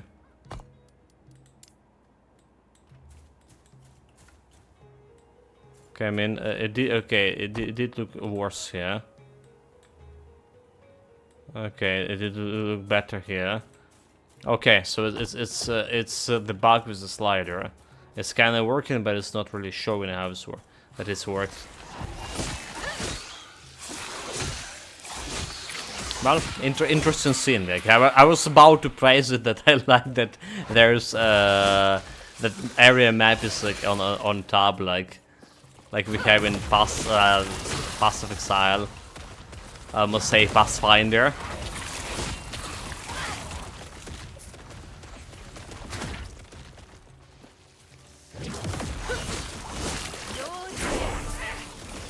So spell specialization unlocked.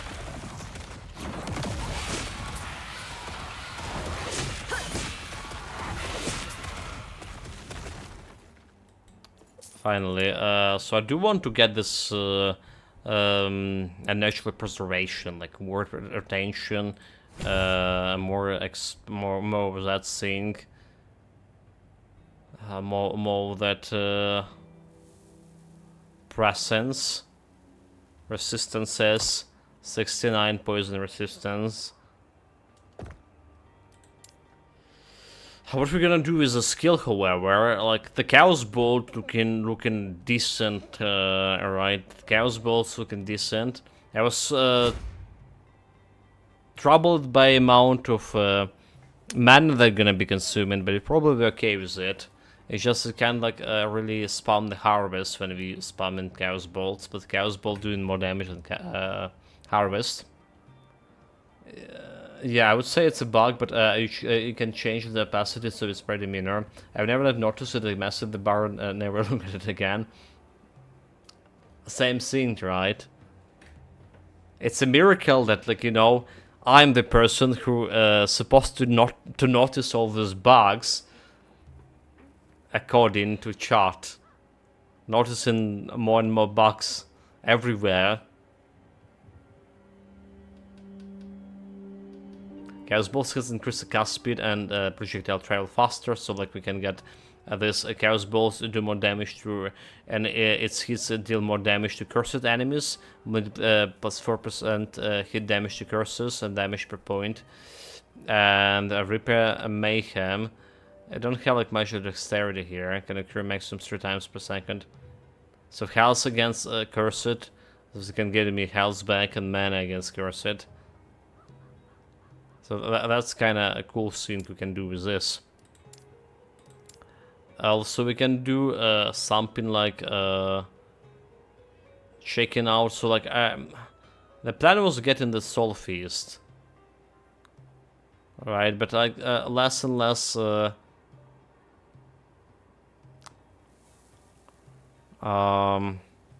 incline to use the Soul Feast here for this build. So what about Transplant? What about the Transplant? What kind of cool speed we can get? Transplant increases the cast speed and cooldown recover speed. Cooldown recover speed. Your minions deal additional melee damage, so that's the minions stuff. You leave behind a bone minion, which is a temporary melee minion, so we don't care about the minion stuff of here. I don't care about this part of the tree altogether. What else here? Transplant costs less health, minus 8%. When you use Transplant, you are granted bone armor for 4 seconds, which grants armor and less damage taken. So armor per point 100, less damage taken 4%. So let's improve your survivability here. Improve survivability, but it's kind of hard to get here. But armor lasts longer. Health cost regenerate. Transplant health cost is regenerated over 4 seconds, but costs significantly more health. I don't care about this one. Bone armor is more effective. 10% per point. Okay, I don't care about this one, except like bone armor looking good. Acolyte Feather. Casting Transplant grants you haste and frenzy for a short duration. So this is, on the other hand, can improve my damage overall. So haste giving increased movement speed, and frenzy increase my attack and gas speed. Like Sticker Blood, Transplant detonate a leave pool of blood for 3 seconds that slow enemies. The pulse of blood heal you for a percentage of your total health when you walk over them. 3%.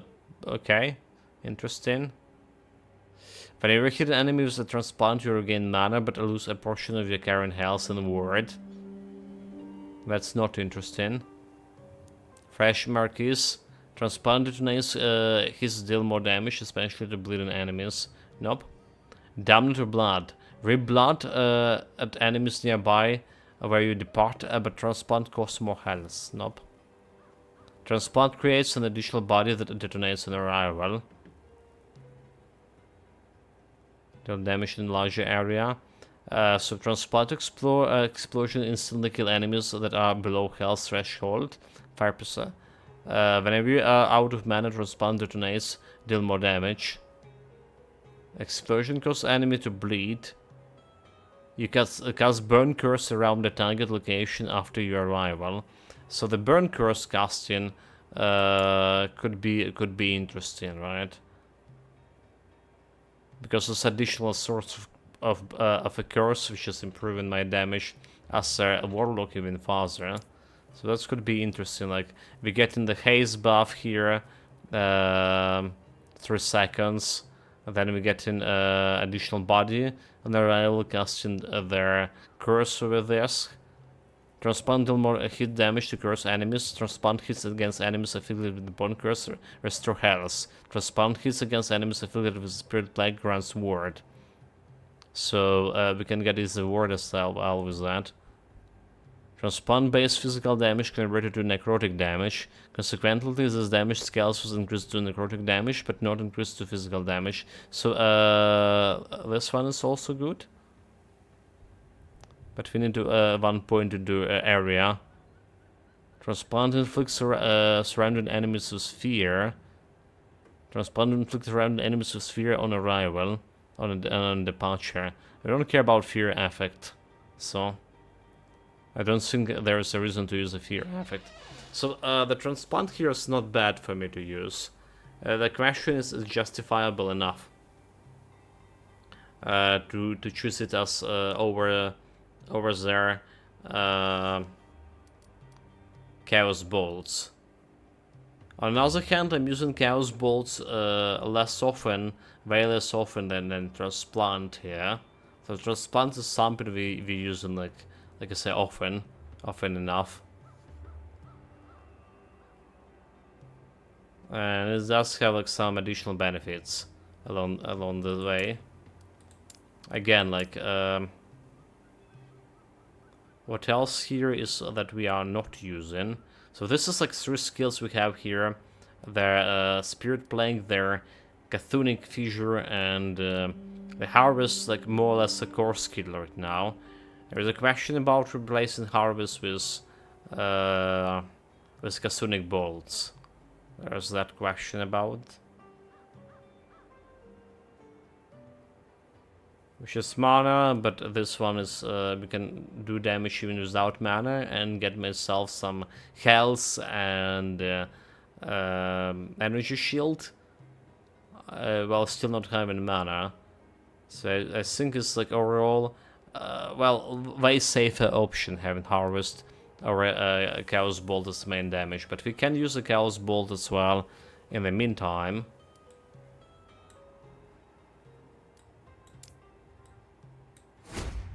In the meantime, if you're using this, we need cast speed, we did more damage here, health regen here, curse duration, and stuff like that. Honestly, as much as I want to get this one, alright, I think like what we're gonna do, we're gonna be leveling up their Transplant here. There's also like the Burn Curse. Just another source of curses here. So apply the physical curse to enemy for area. Physical damage when hit, damage triple your inflicted damage. Yeah, so it's not a much of a damage, but it can scale, right? Bone Curse slow enemies. Burn Curse became a toggle aura which surrounds you, but it has reduced area and drain your mana over time. You are also inflicted with the Bone Curse on myself. Okay. So that's the source to get a curse on your own, and there's some shenanigans over here, which is make the Chthonic Fusion better if you have the curse on yourself here. So double if you curse it, right? Effect double if the enemy or you are cursed. Same goes for like Gasp of Undying. Oh wait, well, there's double if cursed. The effect is double if you are cursed. Damage per Chthonic Fusion deals more damage. If you curse, it's just double of that thing. So that's a way to get yourself cursed here. Oh my god, wrong button. Give me a moment.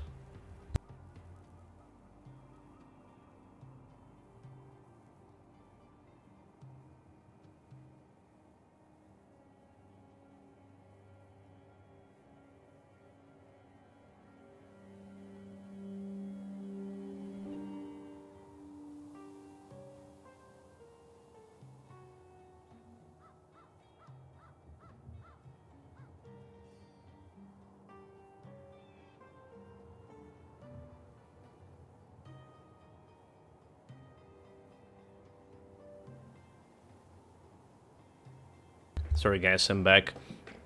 So logically, I do want like some necromancer skill, warlock skill here, or like normal acolyte skills. Like we're already using acolytes as 2 acolyte skills here. Right, this will be like 3 acolyte skills. Like no much of a warlock skills to showcase. But it does have a synergies. It does have a synergies with whatever we're doing right now. So, set of agony, aura, area 40%, -4, mana drain 15 per second. How much should like we get in mana?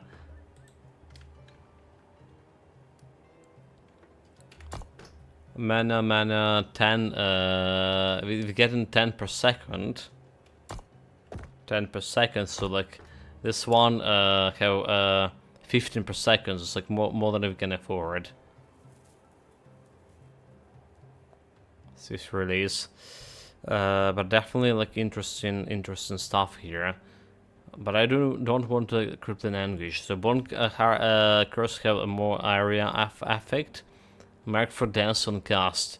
Bone Curse apply a marker for Dance for 2 seconds, but costs more mana. This affects overrides Mark of Dance normal duration.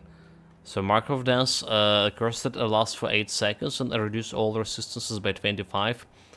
It cannot stack. Okay, so it's a reduction enemy resistances, all of them. I think I just want this. I think I just saying like, yeah, you definitely need this thing. Mark of Death lasts longer too. Bone Curse base physical damage converted to necrotic damage. Cause okay, so and then we can convert it to necrotic damage after that. Yeah.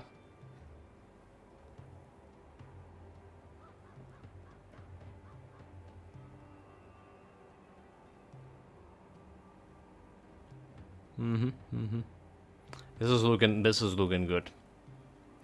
As much as I can say, I want to show guys their power of Warlock, but we do have like Warlock Kasunic Fissure.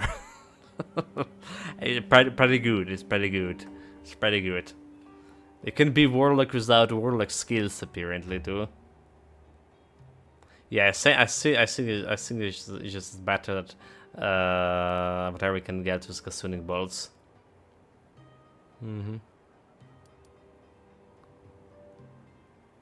What else? Like damage per point. Burn Curse deal more damage. Hits before falls off. Burn Curse deal more damage. Burn Curse deals more damage. Kills Threshold. And Skeleton Vanguard only kills Chance. So we don't care about this 3, do we? Burn Curse on hit after direct cast. After directly cast Bone Curse, you also cast Bone Curse on hit for the next few seconds, but a Bone Curse costs more mana. That's kind of interesting thing, but we need a lot of stuff to get there. Bone Curse costs less mana and has increased cast speed. Bone Curse has a chance to reduce enemy armor. Bone Armor chance on kill. Okay, whenever a Marrow Sift triggers, you are also healed. Marrow Sift over here. So, Bone Armor chance on kill. Percent doesn't scale. Oh well. I don't think that will be a thing, but we do interested in this area over here. So first we need to increase the area of a Burn Curse. Then we get in it a Mark of Death here. Then we get in Lost Longer for Mark of Death, and then we get in Misery. That's the Burn Curse deals more damage, but not only but now only affects a single target. Burn Curse and Mark of Death have unlimited duration. This only applies compatible with the Singlet of the Agony node. Not compatible. Okay, so damage dealt 40%, unlimited duration, single target. Definitely don't need that one. Bone Prison. Whenever you directly cast Bone Curse, you summon the Bone Prison around the target area, trapping enemies inside. Bone Prison lasts a longer time, but can be attacked and destroyed. Bone Curse has a significantly longer cooldown too. It does not have like any cooldown before this. Bone Prison has significantly more health. Okay, so we're gonna do the Burn Curse thing and get in the Mark of Death. And then we get in the Burn Curse over here. So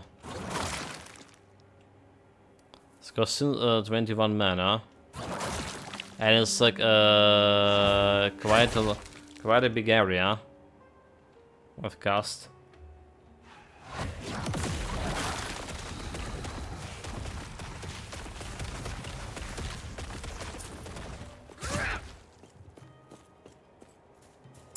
There's a potion that we lost.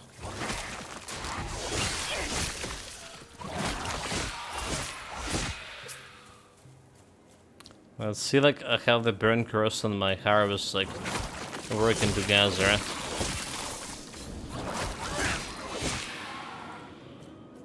So those just like disappear when I hit them.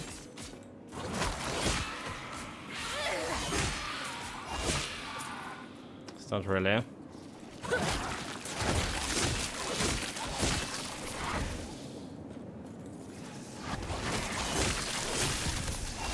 But there's like also like too many buttons to press, shot. That's the problem, too many buttons to press. Way too many.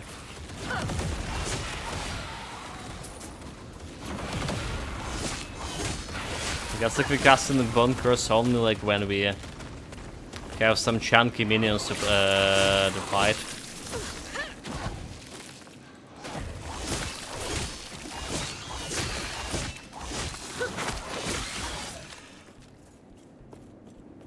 Okay, there's something we're looking here for the gems.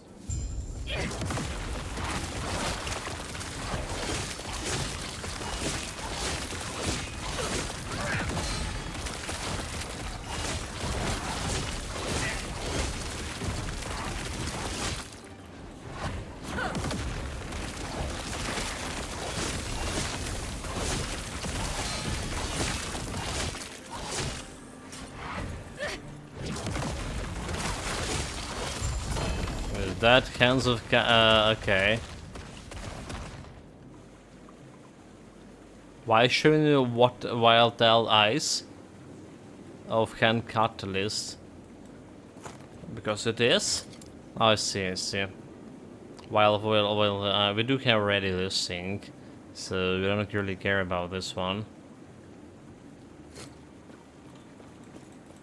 With Roges Abba and Magic at rely you finding. Okay, there's a chest.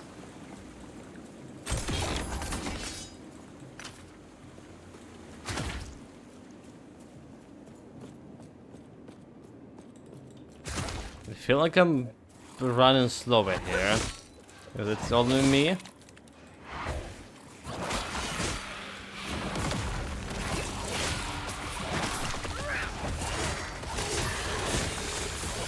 Okay, get those curses.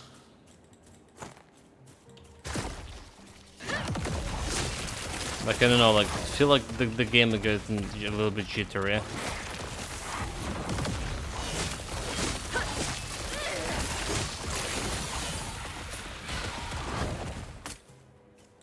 Okay, burn curse look level up already. So we're getting this mark of dance lasts longer. And others misery.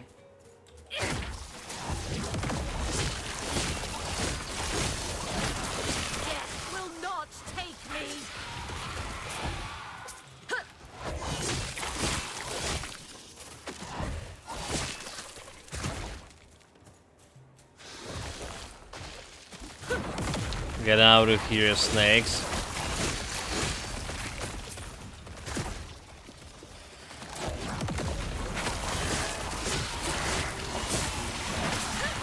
Your death has come.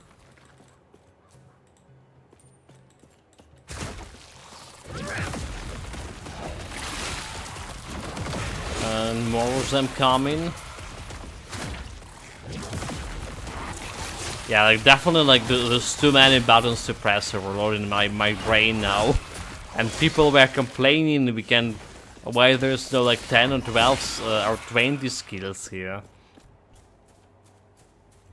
Oh well, I just need to remember my younger days.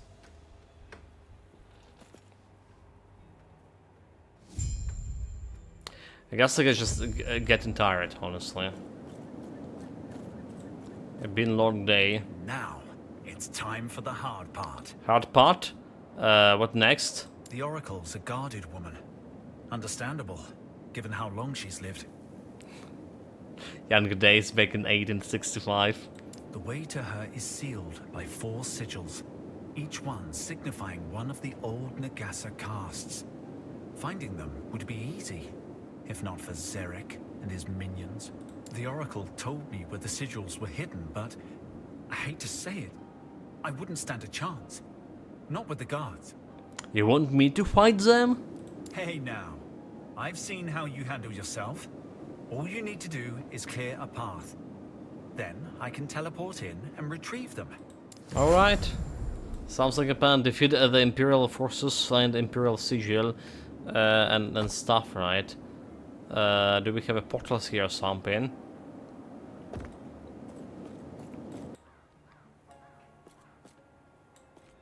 To defeat this portal. You see it, right?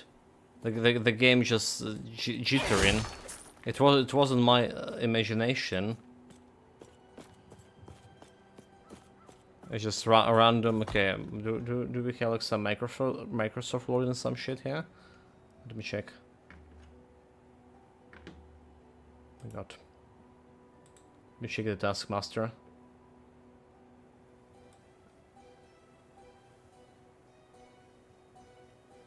Okay.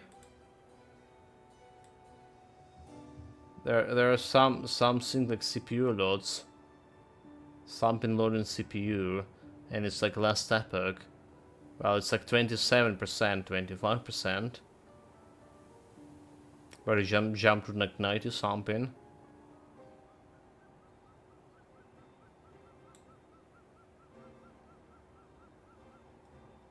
Interesting.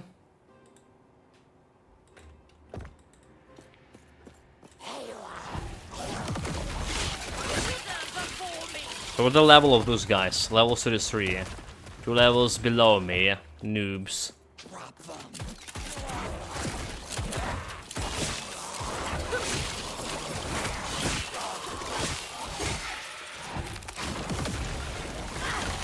Get the fissure. There's this guy is more chunky, so we get the bone curse on him.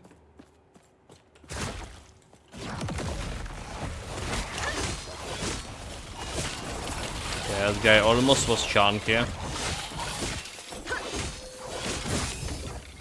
Wait, like, how is he still alive?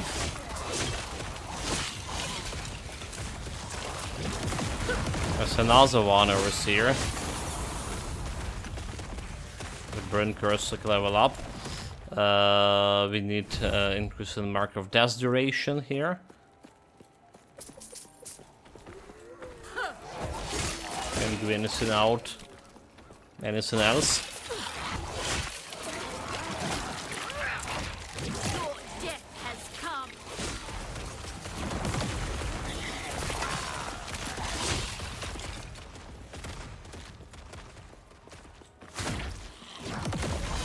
It's the only way to go.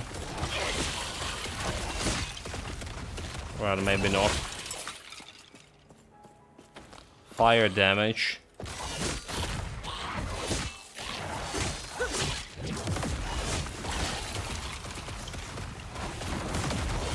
Another elite.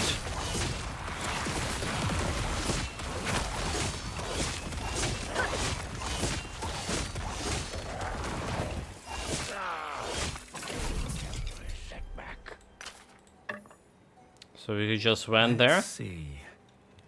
It should be right behind. Ah, there we are, buried in the slums. She told me of the Emerald Nagasa. They were the same, content to slither through the shadows. Let's go. Wait, like, am I jumping to a portal? Okay, no. I'm not jumping to anywhere. Critical hit shrine. Okay, that's a good one. Critical hit, guarantee critical hit, always good.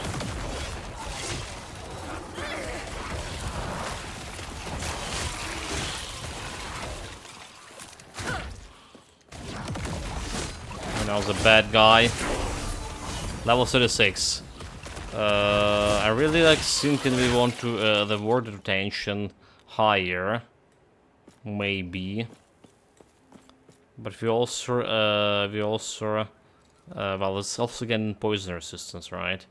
Can get, we always can get it like lower when we need. There's a word per second. I think I just getting this poison resistance because we are in need of poison resistance right now, 73. Let's make some sense.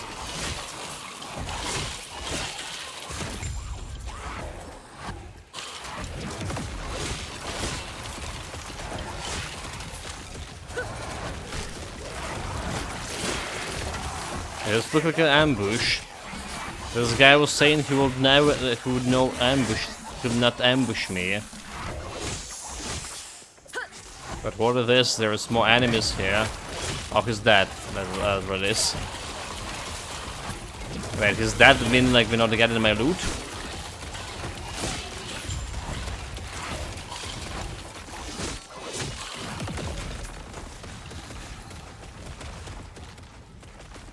Oh, hello, pardon.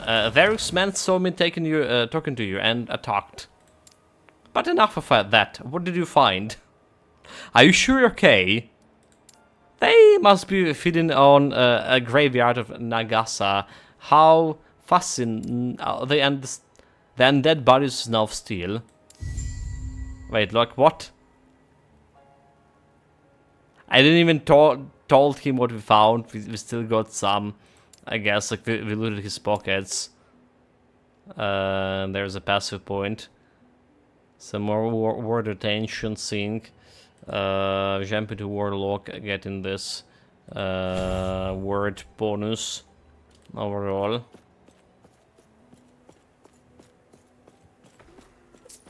Alright, that additional health. Sure will come handy at some point. Well, it's already came handy a couple of times, did it? Death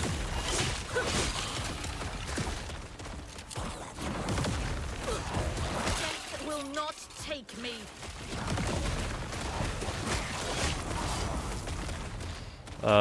Stunning Shrine. Okay, where is stunning? So there's some area. The passage sealed by the powerful Sunbeam. And now the level up for Bunkers. So this is definitely level up like fast, like definitely faster. I guess we just like have a problem leveling up them after level 10 for now, at least. So misery, Bunkers, necrotic damage now. It's the main thing we wanted for it.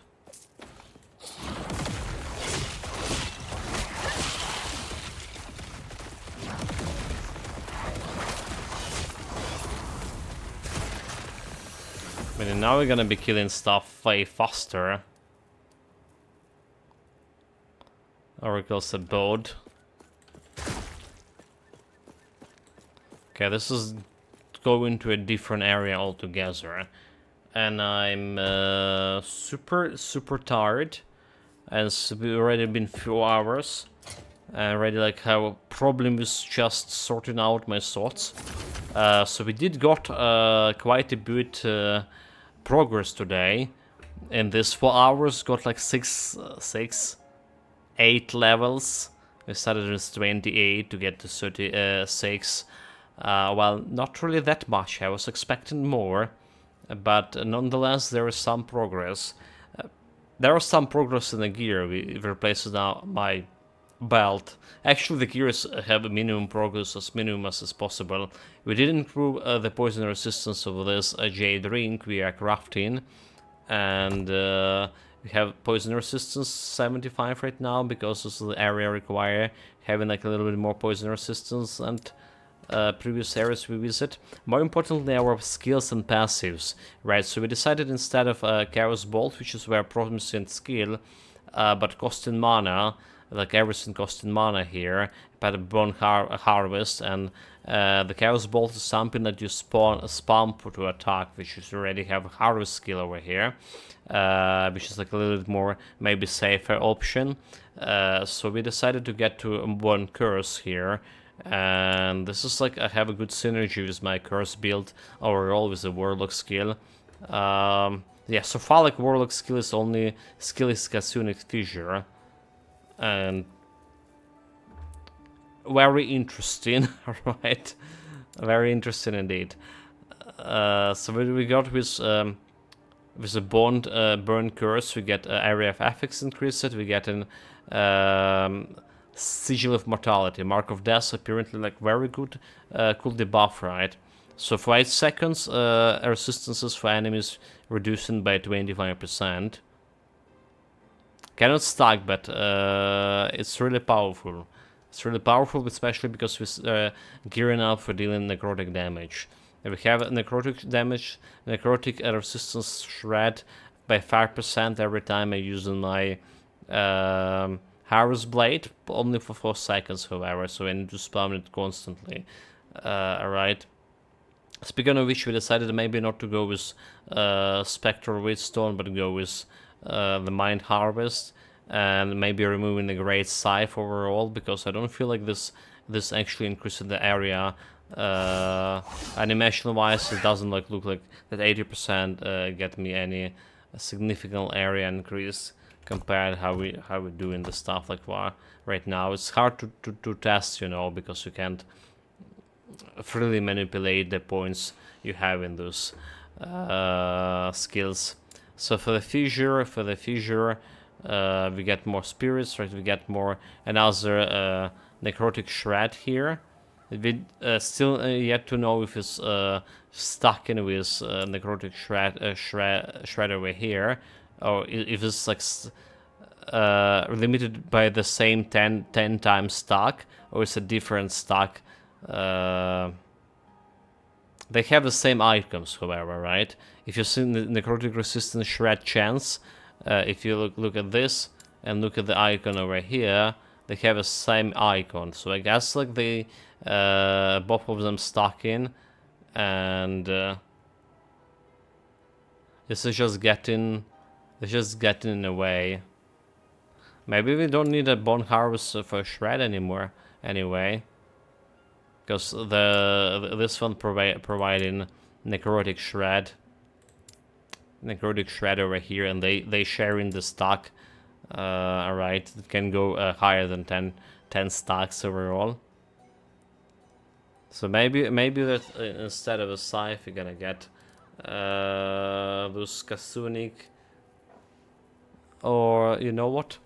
How about we can get maybe this one, Soul Feast.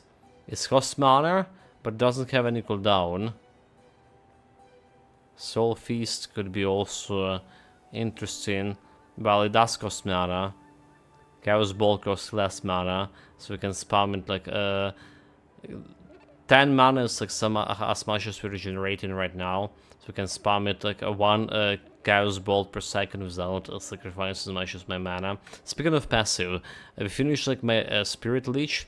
I started on a Dark Protection to get this more ward, getting more defensive here, and we also did put like 2 additional points into Acolyte Master for getting this necrotic poison resistance, rather say, additional and more ward retention, increased by 16% here.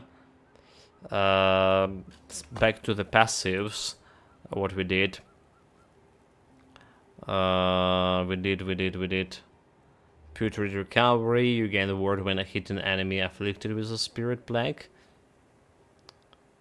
That's really increase the points there, and we like increase the points with my mana efficiency for this. So that's like all that we did here. I'm probably gonna be needing to post the link in to the build through VR last Epoch tools, right, and for YouTube.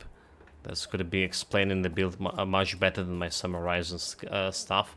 Anyway, guys, take care of yourself, stay safe, whatever you're doing, have fun with it. and see you tomorrow. Same time, same place. Well, same face. Maybe a little bit one day older face, but still the same. See you in the crossrope. See you guys.